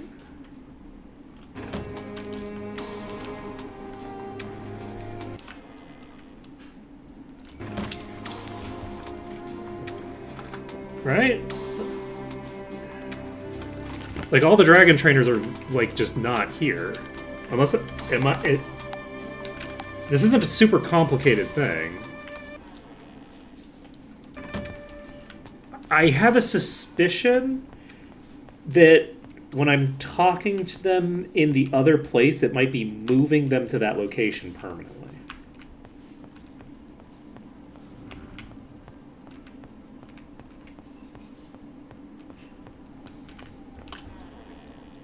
Because they all seem to be... Like, Ithilgor's cave doesn't have anybody in it.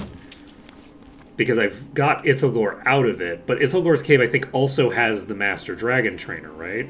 Like, each of these caves, there's only 3 of them. Each of them has one of the Dragon Trainers.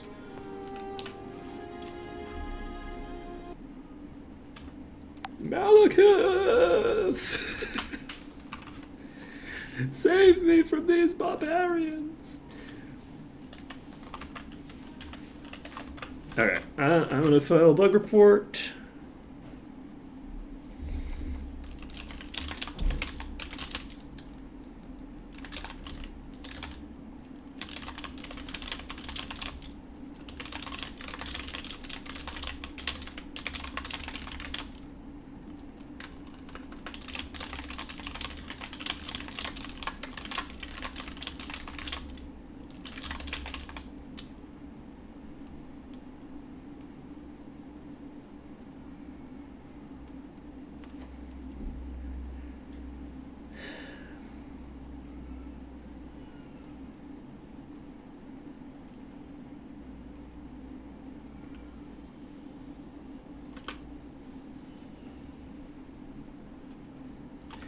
Okay, that's fine. We didn't need Grandmaster Dragon. Sure. We didn't need it.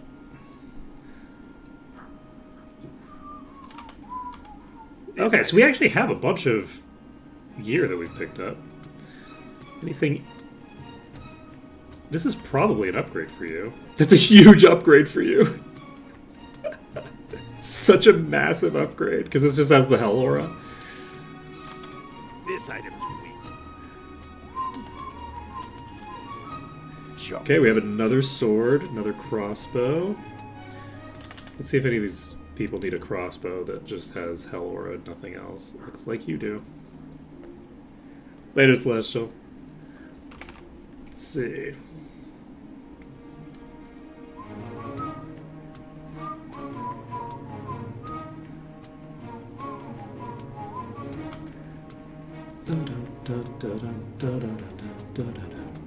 Okay, we have the ability to sell these wands. I might as well just go sell the wands. I think I might actually end a little bit early today, because I do need to go AFK for a second anyway, and there's not a ton I can do in the next 19 minutes. So I think that we're going to sell... Is there even a... There is, right? Yeah. I'm going to sell this, and then I have to go AFK for a little bit, and there's only 19 minutes left anyway. So I think I'm probably just going to end here. Then next time, hopefully the dragon trainers are back, and I can go train. But even if they're not back, that's not a big deal. We can always go back to Paradise Valley to get it. I think they were in Paradise Valley. Not positive on that, but I believe that is the case. And we can check out protective services and things like that as well. I'm trying to remember. I don't remember where the alchemy trainers are. We know where the GM is. I don't remember where the master one is. It doesn't matter. So that is going to be it for today. Thank you everyone for watching. It has been an absolute pleasure to stream for you today. I've been having a good time. We've been chit-chatting about all sorts of random things. I'm a yapper. Get me yapping on something and I'll go yapping. And hope to see you again tomorrow, question mark? Tomorrow, when we'll be making some good progress, I think. We'll be heading over to the Dragoon Keep. We're going to get that done. We'll probably get the Vampire fully promoted tomorrow. Maybe not, depends on how long those two dungeons take, but I don't think they're going to take that long. There's the possibility that the Rogue dungeon is a problem because it's so tight, but we'll see. We'll just see how it goes. So, there it works.